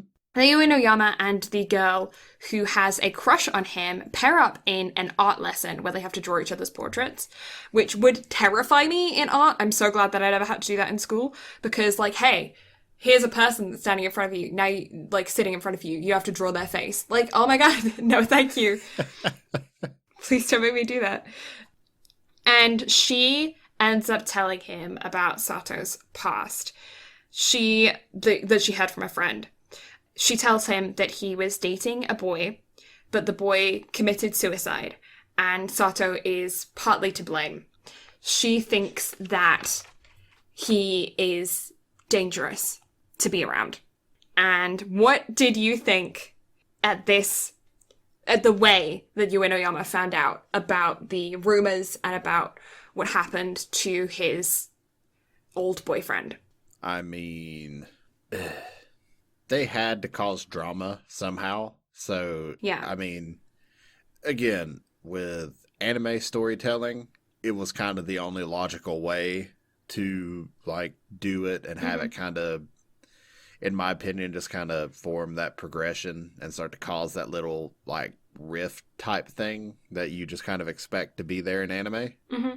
So, I don't know. It made sense, but still, I was just oh no! Why you gotta do that? Why you gotta be jealous? Yeah, I actually was pretty surprised when she just told him directly. I was expecting her to start rumors around the school. Yeah, don't do that. But also, don't do this in general either. No. either. Allow someone to talk about their own past when they want to talk about it. Don't step in and inform people of other people's pasts. Like, that's not okay. Yeah, don't be jerk. No. Episode 6 is Creep. And she immediately apologizes, basically, for saying about him dating a boy, as that part was just the rumor. And she also apologizes for saying that he's dangerous. She's like, just forget that last part. But she does clarify that a childhood friend of his did die very suddenly, and that childhood friend's name is Yuki, which is the same name of the owner of the Gibson. And so she does apologize that the last part was a rumor. How did you feel about her apologizing and clarifying at the beginning of this episode? Jerk. Yeah. It's just like, don't. You didn't need to say it in the first place. Yeah, like, especially if you're going to immediately apologize after. And even her, like, to me, the apology felt, like, insincere. Yeah. It's like, don't be a jerk. Yeah, I feel you. I don't know. Like, it's like, Hiragi comes to Sato's part-time job. So Hiragi is the high school boy that asked him about the Gibson in the street, not to be confused with Haruki, who is the bassist. So Haruki bass, Hiragi, old friend. And Hiragi comes to Sato's part-time job, and they grab a drink, and they have a bit of a talk.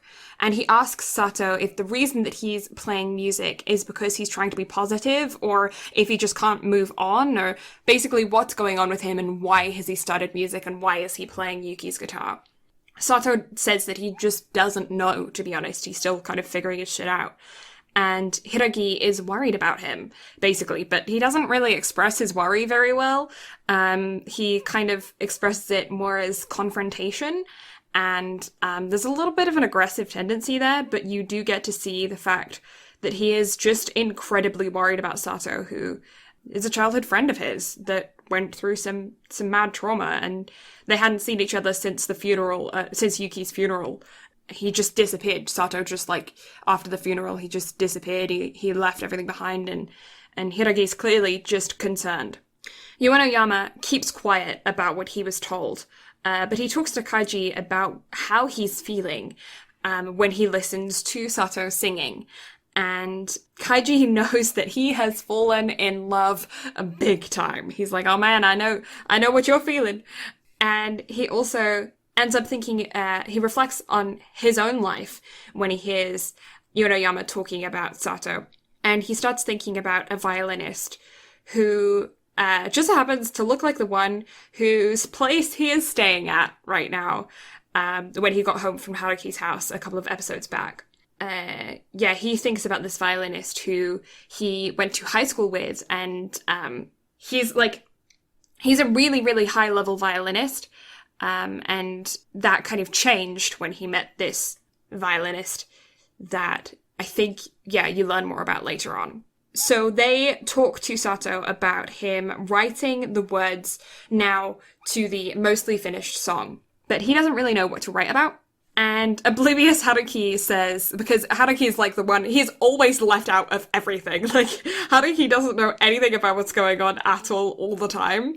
And he sometimes saves the day with it, and also sometimes sticks his foot in it. In this case, he sticks his foot in it. Because he says, maybe you should write about a past relationship. And Kaiji beats him up for that. Not that he knows about Sato's past relationship. He beats him up for it because he knows that Yama has a huge crush on him, and that would be awkward to be the writer of the music to a song that then the lyrics are then written about somebody else when you're madly in love with that person. Yeah, awkward. So, after practice, Haruki and Sato have a conversation where Sato asks what he'd do. Sato asks Haruki what he'd do if someone he cared for suddenly left the world. And Haruki's like, what?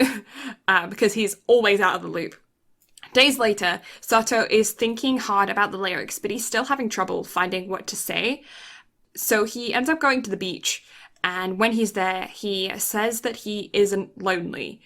When Sato and Yama meet at the napping spot, Sato starts talking, saying that he had someone that he really loved and there's something that he wants to say, but he just doesn't really know how to put it together. And Uenoyama gets jealous. But, that's the end of that episode. It's just like a whole lot of emotions and things revealed. Episode 7 is Tumbling Dice. Kaji fell in love with an incredible violinist when he was in high school. He himself was pretty dang good, ranking second place in national competitions, but he quit violin when he heard Murata. He heard his sound.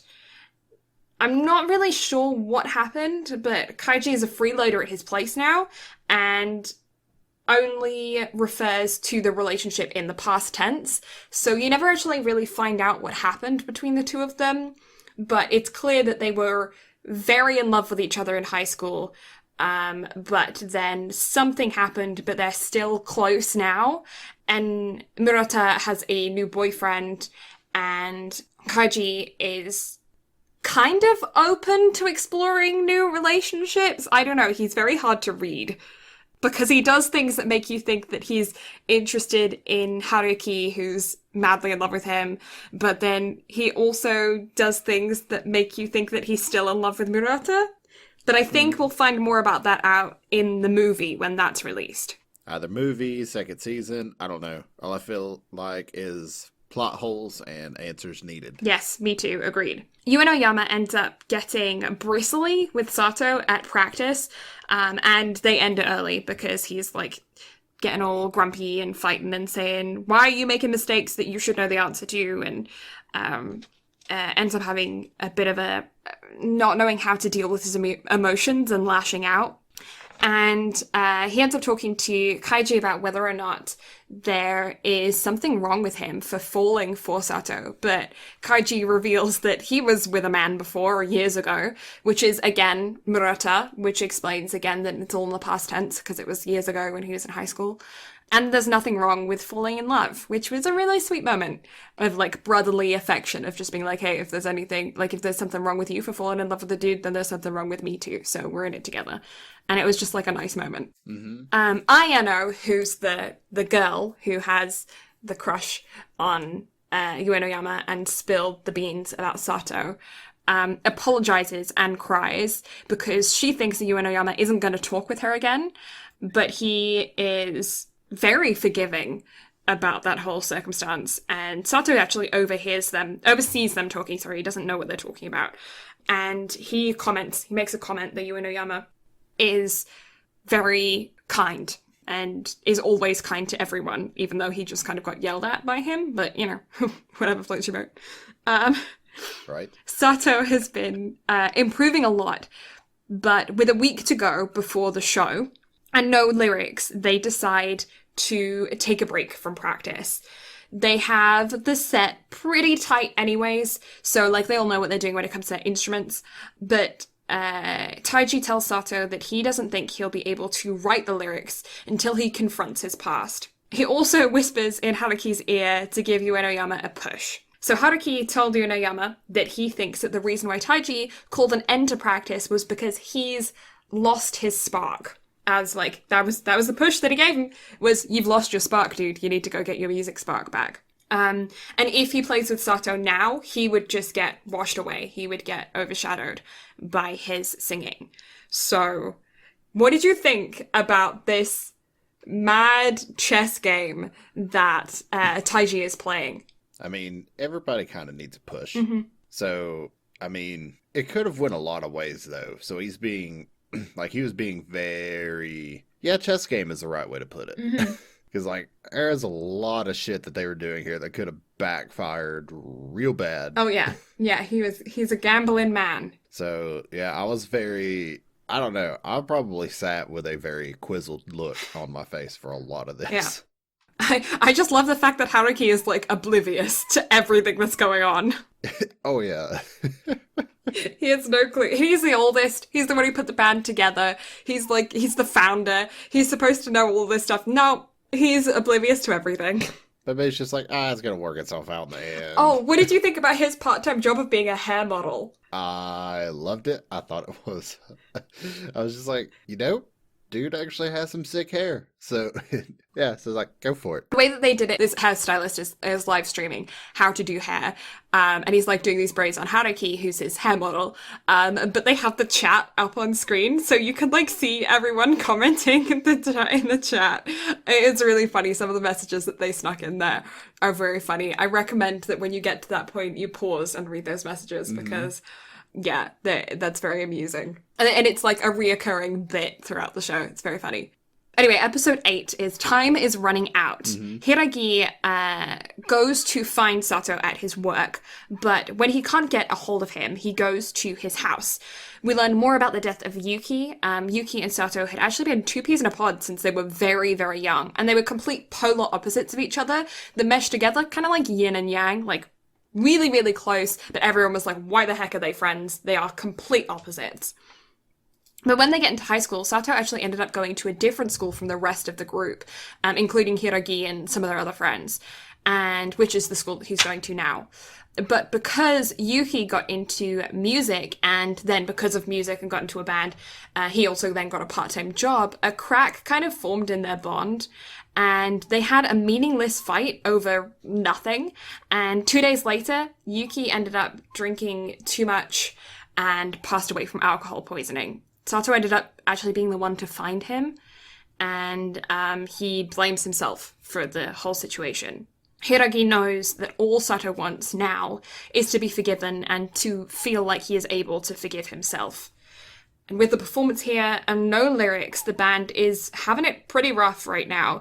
And when Yuri Noyama says, we'll just go without vocals, Sato fights back.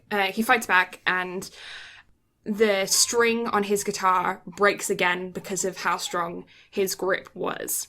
How did you feel about learning all of the backstory between Sato and Yuki? I mean, it was definitely character development that was especially needed going into what the next episode was going to be.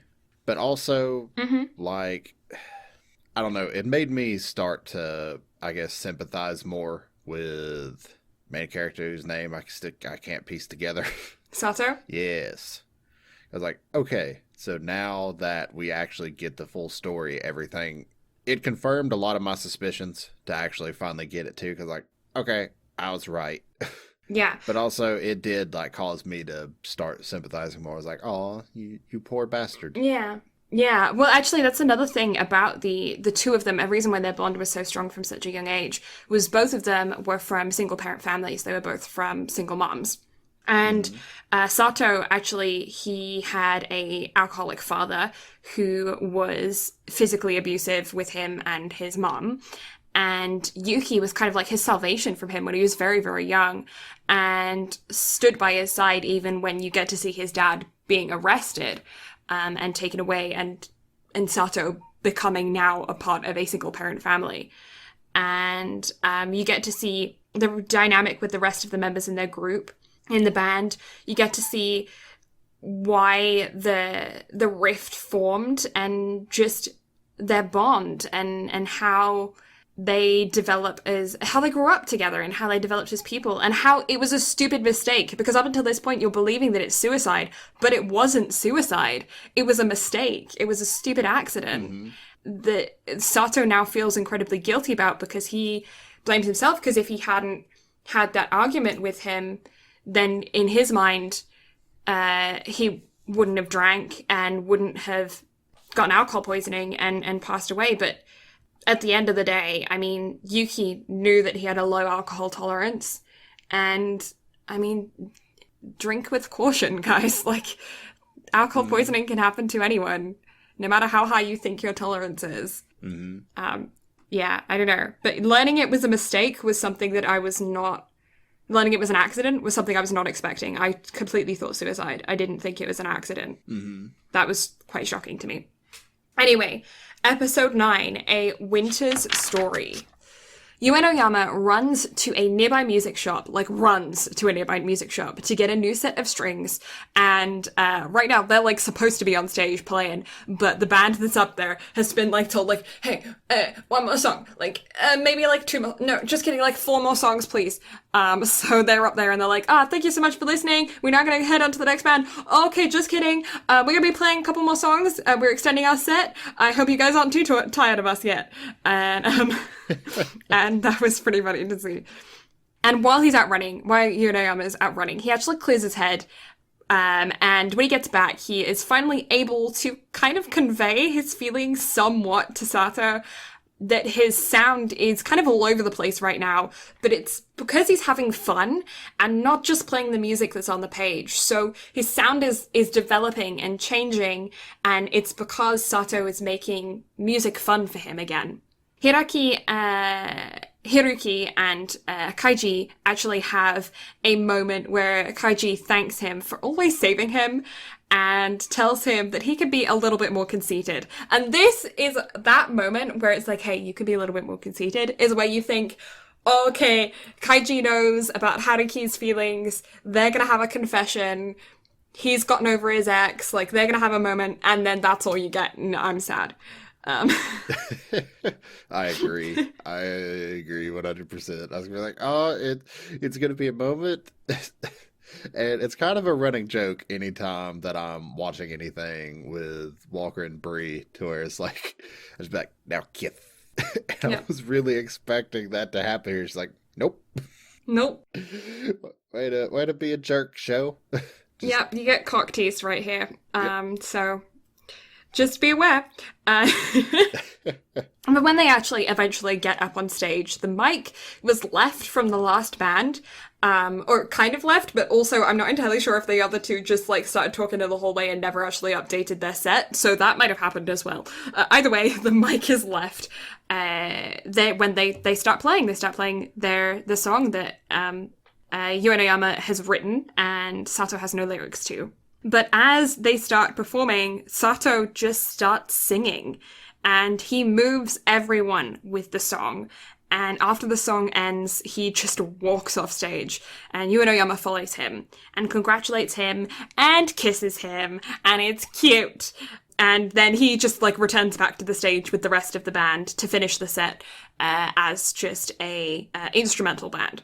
Sato then confesses to, I guess, himself that he isn't lonely and that he is having fun and that he loves someone new, and you get to see him kind of accepting that, I guess. I guess he was feeling guilty for having feelings for Uenoyama when he felt like he was supposed to still be having these feelings for Yuki, but Yuki hasn't been with him for, I think, over a year at this point. And Hiragi tells Sato after the show that Yuki knew that he liked music and wanted to write a song for him, but Sato wanted them to work together.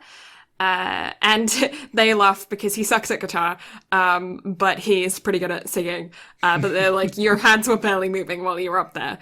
But Yuki was the first person to take, and then you also find out that Yuki was the first person to take Sato to the beach. So there's like a cute little moment there of him kind of getting more back onto a friendship level with Hiragi, who was kind of like the third in the trio of him, Yuki, and Sato growing up. So, the big question. The song in context. You already said that you had heard the song previously just on Facebook, but now, with context, how was the song? Chills. Yeah. But, I mean, I feel like it would have been even more chills had I not heard the song before. Right. But the second I saw him get on stage, I was like, oh, okay. It's this bit, yeah. Yeah, but still, it was like a very chilling song in context, because you listen to it, you're just like, oh. Yeah. I mean, they played it into a song, but it was very much like a telling of his feelings, and the way the crowd describe it is very like how the song makes you as an individual watching the show feel. Because it does a good job of getting the emotions across. Like, it was very Your Lie in April-esque, I guess, with like making you feel the emotions that needed to get across. Mm-hmm. Now, granted, it wasn't the Your Lie in April, like, colors type situation, Yeah. but still, it did a phenomenal job of making you feel how it made you want to feel. Yeah. And then the Yeah. little moment after the fact, I was like, oh, Sugoi. Yeah. Yeah. I actually really liked it. I think you guys know that I don't really have a huge preference for like J-pop or J-rock or something. It's not my genre of music that I tend to gravitate towards most of the time. And I think you guys can tend to know that from my ratings of the OP and ED of most shows. On that note, Oh, okay. I don't remember. Yeah, I okay, don't. well that's a good enough that's a good enough description. Yeah. What about you? Yeah, 5. 5? Yeah, I don't remember them. Not great, not memorable. I do remember them, but barely. So yeah, 5. Yeah, I will say that we actually watched this anime quite a while ago because we were supposed to record this last week, when Doctor Stone Part 2 was coming out. But Brad threw his back out real bad, and a bunch of other stuff kind of sprung up, so it got postponed till this week. And because of that, it has been, yeah, quite a while since we actually watched the show. But I have no recollection of the OP or ED. Yeah, Brad is still dealing with back problems. Oh, that's no fun. Life. Life.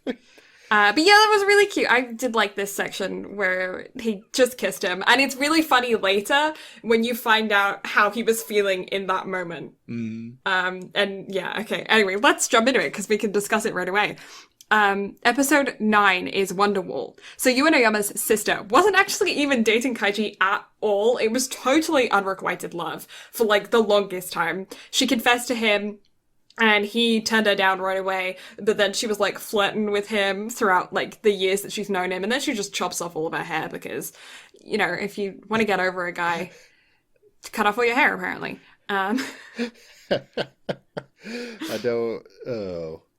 But yeah, after the show, Yuanoyama, the scene of him remembering the kiss is hilarious. So he's at home, right? He's remembering the show and he's thinking about it. And then he just, he starts replaying the events in his head. And then he just goes, I kissed him. Because he went on to play a whole, like, set. Like, Sato only played the one song at the beginning. And then he left because of all of the emotions that he was feeling. So he, like, Yuanoyama went back on to play a whole set afterwards and then like mingled with everyone and mingled all the other bands, so I can completely understand how something like that would just like slip your mind when you're in performance mode. And then he finally remembers the next morning and it's very funny when he remembers. But yeah, so he's feeling kind of awkward after the show because of that. But Sato is actually sick from school because of the intensity of the show, kind of like a kid who's like, oh my god, I get to go on a field trip and then the next day I'm gonna blow chunks, that kind of thing.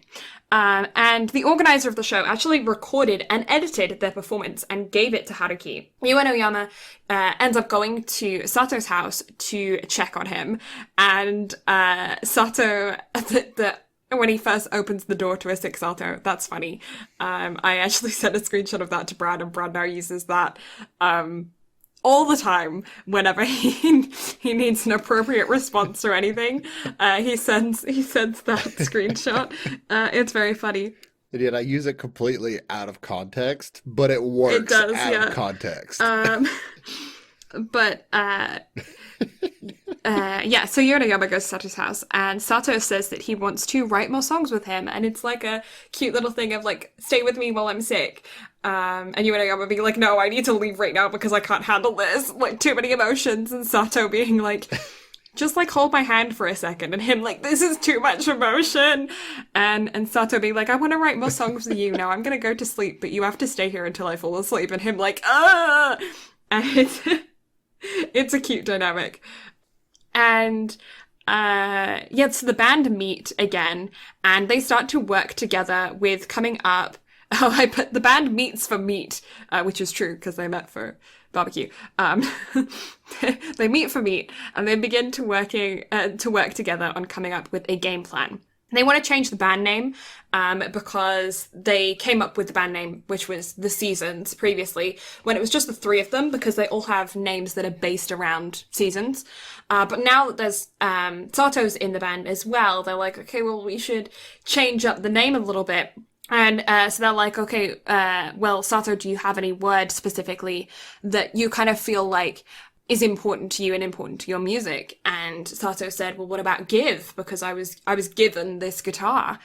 And so then I think it's Haruki maybe combines them, season and give, to get give on, and then given, obviously, because given is grammatically correct. And that's how they come up with the name of the band. Given. Season, give, given. And so they also start working on a social media profile, and they show the USB, which is also another screenshot that I sent Brad that he now uses sometimes, the USB of the song, and they get to see themselves performing. And that's kind of cool, watching them react to their own performance.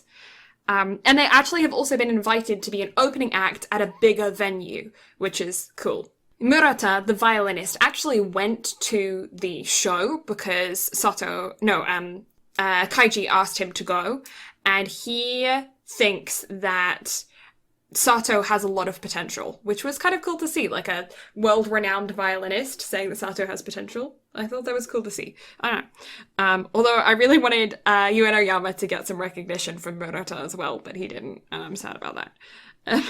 Hiragi and Sato end up meeting in a music shop, and they're kind of like able to talk to each other completely as normal now, which is really cool to see from friends that were totally distanced because of the tragedy. And Hiragi kind of gets teased by his friend that's also there, who I don't know if people are trying to be like, okay, yeah, they're in a relationship too. I don't know, but like Hiragi might possibly be in a relationship with that dude who's kind of always following him around as well. Because if it's a BL anime, chances are all of the boys are together. Like, if there's a boy, he has a partner. Why not? Why not?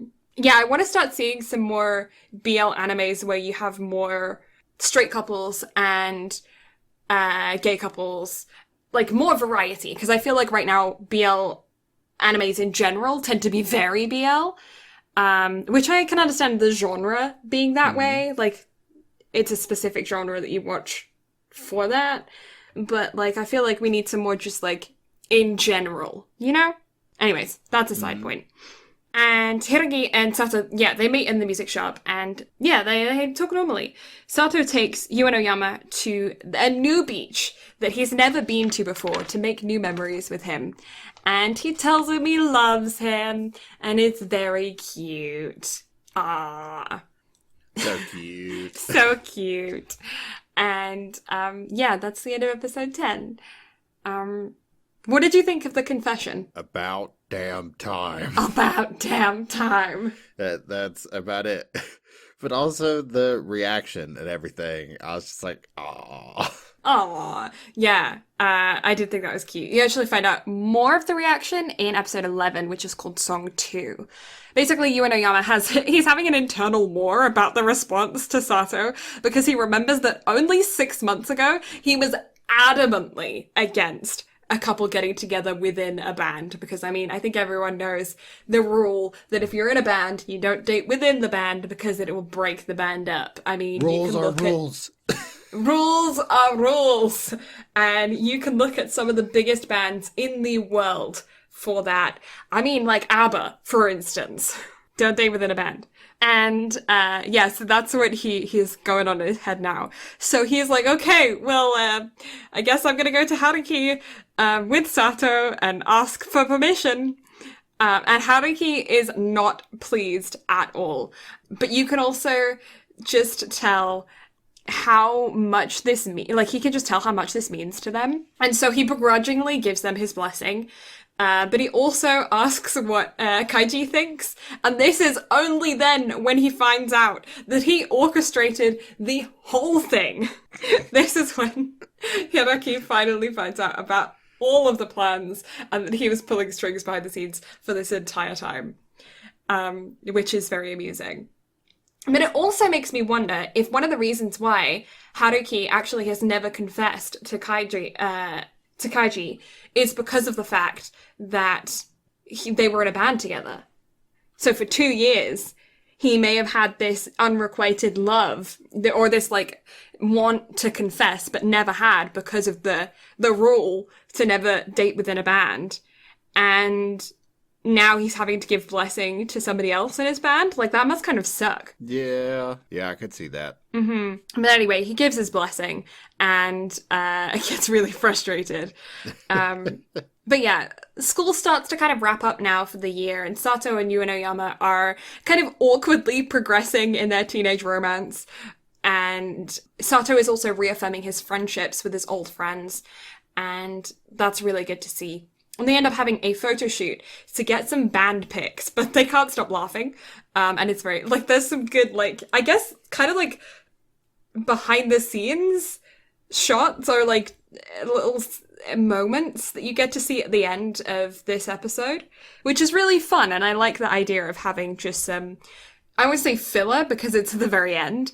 And it's not really filler because it does kind of give you information on how they're working as a band, but it's also not relevant to the romance, really. And yeah, so you get to see them working on a promo shoot for pics for the band and celebrating Haruki's birthday by pieing him in the face. And you also get to see them posting a lot more on social media and getting a bit more of a social media following.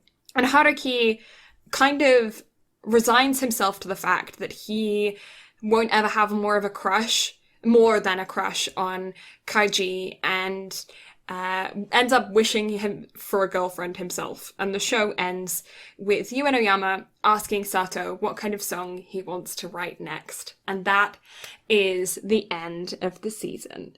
What did you think about Haruki and at the end just being like, oh, well, I guess it's not happening for me, and then the show ending? Set up for later.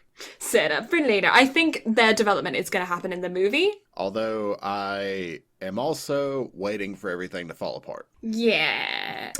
Because you can't have the good times without the bad. Yeah, it was kind of a bit smooth sailing towards the end. Mm-hmm. But also, I don't know, I'm getting a very, like, Bunny Girl Senpai-esque feeling of, you know, the movie's just probably going to fuck things up. Because it's got to give setup for more. Because Given has, like, it's still going. So there's going to be more anime. The show was very well received. So there's going to be more. So excited to see how things get fucked up. Yeah, me too. So what did you think of your first BL anime? I enjoyed it. It's definitely an enjoyable time. I feel like it made me enjoy it a lot more because of the music aspect, and I really enjoy music animes. Yeah. So it got me more invested, for sure. But you're also quite the romantic in general. Yeah, I am. Like, I enjoy my little slice of life, rom-com type animes. Yeah. Yeah, it was good. I'd give it a 7. A 7? I'm kind of with you. I feel like the first 2 songs, or like the first 2 moments where Sato is singing, they're supposed to be really impactful and super emotional. And it didn't hit that way for me, and same as you, it didn't hit that way. And that obviously detracts points. But there were a couple things in the animation that I really enjoyed. For instance, I really, really enjoyed that whenever a character is having a internal explosion, they actually have an internal explosion. I thought that was such a cool little thing in the animation. If you haven't seen the show and you're just listening to the podcast, the best way to describe it is they turn them 2D, I guess, and they do a puff of smoke explosion, but only within the character itself. Like, they don't go out into the world at all, so the explosion is completely within the outline of that character. And it's such a good little animation quirk. I don't know if that's actually in the manga, because it might have been drawn in the manga and then they animated it into the show. If it was, that was such a smart move, because it completely depicts the emotions without having to say anything, without having to allude to anything. It was such a smart move, and I have to give hats off to that, because I don't think I've seen anything like that in a show previously that so perfectly captures the internal emotions of a character. I did also quite like the humor that there was throughout the show. I thought there was a lot of good humor, and I did like some of the character development. I just feel like I wanted more, I guess. I don't know. Maybe it's just because it was only 11 episodes, and I feel like recently we've been watching a lot longer animes and or movies, and so I feel like they tend to go a little bit more in depth than this one was. I felt it was kind of a bit surface level, and it might be mainly because it's only focused around one character's backstory as well. I feel like it was just rushed. Like, I feel like they didn't know how the anime was going to go. Mm-hmm. So they didn't know if they were going to get a second season or a film or whatever. So they just rushed through it. Right. And, like, here's the thing. Like, the concert and the kiss and everything taking place in, what, episode 8? Yeah, I was like, there's still 3 more episodes. I agree. Like, calm down. Yeah, I agree. I did think that that placement was odd. I actually didn't notice it the first time that I watched the anime, but going through it and taking notes, when I was like, notes on episode 8, oh, this is happening here? What happens after this? Because I had no recollection of what happened after that moment. And, like, that was the thing for me, too. Like, Crunchyroll, like, bigged up that concert as being, like, huge. Mm-hmm. So whenever I got to it, I was just like, whoa. Because I keep an accurate count of, like, how many episodes of the show there are. So, I mean, for one, I can know when I need to start binging because you and I have a really bad habit of waiting till the last fucking minute before we actually start watching the stuff for the podcast. Yeah. So I was keeping a count and then I was like, hold up, wait a minute. Why is this here? Why is this here and there's still 3 more episodes? What? Yeah. Yeah, I definitely think that there is a lot of room for more, and I feel like this show has a lot of potential to get a lot better. If, for instance, they are approved for a second season after the movie, I'm excited to see the movie. I think the movie is going to give us a lot more information on the other members of the band and on Yuno Yama, who is like he is our protagonist, he is our main character, and we know next to nothing about him because this entire show was based on Sato, right? So, like, I don't know anything about him. And he's supposedly a guitar prodigy, right? Like, I want to know his story. And so I feel like we might get a lot more of that in the movie. And I feel like if they do a second season, they're going to have a lot more freedom to be able to dive into more backstories and stuff. I feel like, for me, this was a very manga adapted to an anime, as opposed to a fully fleshed out anime idea that was taken from a manga. You know what I mean? Mm-hmm. Yeah. That's what it feels like. Because, like, with, for instance, Dr. Stone, which follows the manga very, very closely, it doesn't feel like I'm watching a manga. It feels like I'm watching an anime that was fully fleshed out and thought out, and they added in the extra things that you don't get in a manga because of the fact that it's still in page to page, you know, and you miss out on a lot of the dialogue, and it's very simple. It's not, there's not a lot to it as a manga, a lot of base to it, you know what I mean? Like, it's Mm-hmm. it can only go so far, I guess. I don't know. Yeah, it feels like with Dr. Stone and Your Name and whatnot, like they're like such a labor of love, I guess. Mm-hmm. Like, it's just, I don't know. It's like the difference between like restaurant and then mama's cooking, I guess is a way to look at it. Yeah. Like, there's just like that kind of difference between the styles, if that makes sense. Yeah, I just feel like, I don't know. I feel like there was a lot more that could have been done to make it more, you know, to take those moments and make them more powerful. To, like, I didn't cry while watching it, and I feel like there's a lot of content in here that should have made me cry. And, like, for instance, I always talk about the fact, like earlier in this podcast, I was talking about the fact that I find heavy animes to be very emotionally draining. Watching this, I'm not emotionally drained. The first time I watched it, I probably was more, considering I didn't know what was going to happen. And I think I did cry once, first time I watched it. This time, no, I didn't. And I mean, I was definitely, like, moved by it. I definitely think it was an emotional thing to have happened, but I don't connect with it as deeply as I do other animes. Mm-hmm. Agreed. Even though the content is darker than a lot of other animes that I watch and deeper, and I should have more of an emotional response. I don't know. I just feel like it was poorly paced. Mm-hmm. Like, if they had paced it better and spread out certain things, like, my biggest issue that I feel like I had with the actual storytelling of the show was you have that concert, and the kiss, like, right back to back. Mm-hmm. Like, you put two things that are supposed to be, like, huge pivotal points in the show In in the episode same 8. episode and within a 5-minute span of one another. Yeah. To where I was just like, hold up. That's not how this is supposed to go. Mm-hmm. It'd be like if you watched all the Last of Us cutscenes, like, one after another, without playing all the stuff to get to that point. It's just like, if you don't give huge moments room to breathe, then they're not going to have the same level of impact that you want them to have. Mm-hmm. Yeah, I agree. I think if I were to make improvements on this season, I would have changed the 2 songs that he was singing. Maybe change the circumstances around it as well. I understand that it was supposed to be like a tune that he had stuck in his head, but maybe the first time maybe not the first time I had him sing, but the second time he sang, maybe if I had him actually sing a song, even if it was a song that was like already written. I don't know. I feel like they should have made those 2 moments more pivotal. Yeah, or honestly, like, even if he had, like, started with some sort of lyrics to it, like, he had even been trying to, like, think of ways to fill it out, I guess. Or maybe even place the flashback of how he got that stuck in his head in between the 2, then it might have seemed more impactful to me. But both times, even though that second time had just a little bit more emotion to it, It wasn't there. no, like, it definitely wasn't there, and I didn't feel like it was... The song was phenomenal, but that was just kind of, like, mediocre to good at best.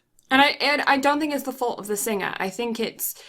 No, I think it was just, like, the story and everything presented around it. Yeah, I don't No. think the singing was pleasing to the ears, but I just don't think that it was mixed properly or the tune was right for the singer's vocals or Yeah, like, something about it just seemed off. Yeah. Yeah, I'm with you. I don't know, and that really kind of threw me. I'm going to talk myself into dropping to, like, a 6.5. Oh no, I don't want to just like rip on it because I did really enjoy Well, it. like, yeah, like, I enjoyed it too, but the more we sit here and talk about it, the more I'm noticing flaws to where it's like, is it really a 7? Yeah, Because it was really good, and this is something to where if you're an anime fan, go out and watch it. But it's not something that I could just, like, randomly go up to somebody and be like, watch this. Yeah. I think I'm going to rate it probably around a 6.5 as well, to be honest. Even though I did really, really enjoy it. Like, this is the thing, is I don't want to say that it was a bad anime because I really enjoyed it. I just can't rank it way up there with things that I love, you know? And I feel like I'm so lenient when it comes to ranking things in our 1 to 10 scale. I rate things really, really high, and then I think back on it and I'm like, wow, I can't compare it to this other anime, or I can't, like, I don't know. I tend to get off of things on a high and I'm like, oh my god, it was amazing. And then I think about it critically and I'm like, you know, maybe not. This is one that I genuinely enjoyed. I really enjoyed it. So it's definitely above a 5, because if it's below a 5, then I didn't like it. Or it's like 5 is neutral, I guess. If 5 is neutral, on a pure emotional scale of how much I liked it, it was probably like an 8. I don't know. Like, I enjoyed it. I had a good time watching it. I thought it was fun. I left off watching it thinking, oh my god, that was so cute. And they're a cute little couple. And I enjoyed that. I had a good time, you know? And so, yeah, I'd probably rate it an 8. But when it comes to, like, critically thinking about it, the things that they should do to improve it, I'm probably going to say a 6 or a 6.5, because, I mean, I really love some of the editing techniques they put in there. I thought that the song that they had was really good. The OP and the ED weren't great. The animation style was good. They had some really good moments in there with animation. The side characters, they're pretty funny, you know, there's some good side characters in there, there's some good emotional development from them. There's stereotypical anime tropes, though, that I think are, and it weren't necessary to the storyline, that, like, for you, for instance, completely gave away the plot of the story, because you already knew what it was going to be because of the stereotypical anime tropes. Yeah, 6 or 6.5 on a technical aspect, but an 8 for how much I had fun with it, I guess. Yeah, I don't know. I feel like this podcast has kind of like ruined me on how I look at everything now. Because like whenever somebody asks me like how I feel about something, I like start to get really critical over things now. And it's to where even with Your Line April in your name, like I legitimately tried to critique it. And so it's the same thing with The Last of Us too. Like people have asked me what I thought about it, and I'll just be like, I have to legitimately sit and think about what I think about things. And with this, I was just like, okay, like it was good and I enjoyed it, but there's a lot that didn't hit the way that I think they wanted it to hit.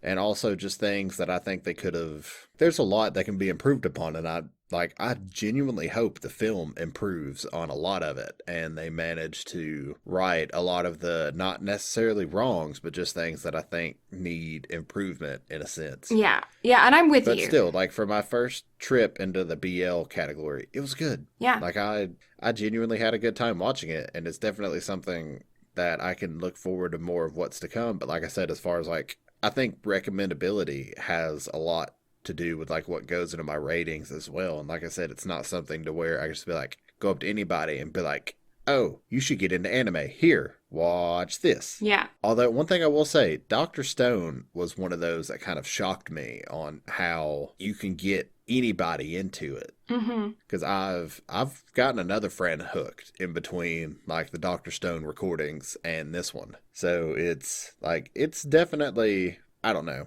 If this podcast has sounded interesting to you, please, by all means, go watch this anime. It was good fun. It was a really good watch. And it definitely has this like heartwarming and heart-wrenching moments, without a doubt. But Yeah. it falls, in music terms, it falls a little flat in some areas. Yeah, no, I don't know. I'm definitely excited for the film. I think I probably am going to read the manga. I enjoy what the idea is behind it, and I think it has a lot of potential. I just think that I think it has a lot of potential. I'm excited to see where it goes. I am looking forward to watching the movie. Like, I'm definitely going to watch it as soon as it comes out and as soon as I have it available to me. And I enjoyed it both times that I watched it. Do I think I'm going to watch it again? Maybe. I don't know. It's pretty easy watch considering it's covering such heavy subject matter. But again, I don't necessarily think that's a good thing, that it's easy to watch when it's covering such heavy subject matter. I feel like it shouldn't be easy to watch when it's covering such heavy subject matter. But it kind of is. And yeah, that's why I'm rating it the way that I am. But yeah, I might watch it again. I think it's pretty rewatchable. But again, yeah, I don't think I'm going to recommend it to a bunch of people to watch. I think it has a very specific target audience, and I think it would very much entertain the people of that specific target audience. I would have liked to have seen it maybe a little bit more music and rock music focused, like a little bit more band focused, because out of 11 episodes, having one song played, I don't know. Yeah, I feel like I needed more music. For a music anime, I needed more music. Oh, yeah. I understand the significance of it, but if I had even just had, like, another band play, or, like, Yuki's band play, because he was in a band before he died. Like, if we had heard his band play, I think that would have been a really emotional moment in a flashback or something. I don't know. Oh, yeah. Anyways, rambling about this. But yeah, I think that wraps up everything that we have to talk about for this episode. Do you have anything that you want to add before we start plugging everything? No, I think I have gotten out all of my word vomit that I needed to on the subject. Okay. Well, as far as our union mandatory plugs go, you can find the absolutely lovely Blue Lavender Monday through Saturday, except for Wednesdays, because that's whenever we record this lovely little podcast on Twitch from 8 to 10 Mountain Standard Time, unless she likes to go on a little rambly rant at twitch.tv/Blue Lavender with an A. You can also find her on Instagram and Twitter at Blue Lavender STM, and she also runs a very adorable Instagram for her adorable pup at the Best Tilly Bean. Yes, I do. And if you are interested in the deep voice that has been accompanying me, that is attached to, funnily enough, Brad, you can find him. What? Yeah, it is. I'm confused. Funnily enough, that deep voice is yours. Who would have thunk it? I feel like my third eye has officially awakened. I have become sentient. What is this? Yeah, but yeah, if you want to find him, he does occasionally stream on Twitch. Recently, he's actually been streaming a lot more since The Last of Us has come out. Part two. You can find him over on Twitch at Brad Carter Gaming. You can also find him on the Instagram at Brad Carter Gaming. And he also runs BnB Anime's Instagram at BnB Anime. The Twitter is also at BnB Anime. He also has a very funny cactus Instagram that is at The Adorable Prick, which always makes me laugh.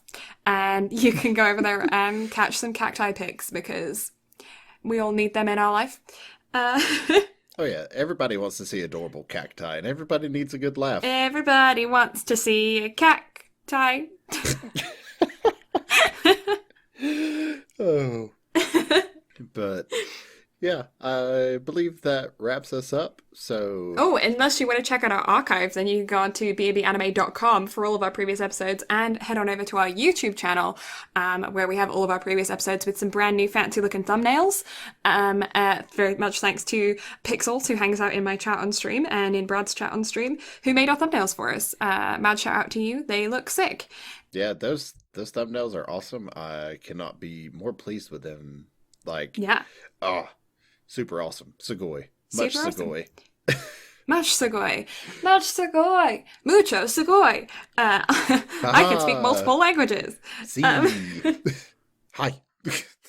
Hi. Yeah, but anyways, I think that's everything. Yeah, I think that's everything. So you can catch us next week for an absolutely phenomenal Spirited Away, my favorite Studio Ghibli film out of their absolutely massive set of archives. Yeah, you can definitely look forward to that. And yeah, I think that wraps us up. So thank you all so much for listening. Blue and I greatly appreciate it. We will catch y'all next week for Spirited Away. But until then, bye-bye. Bye.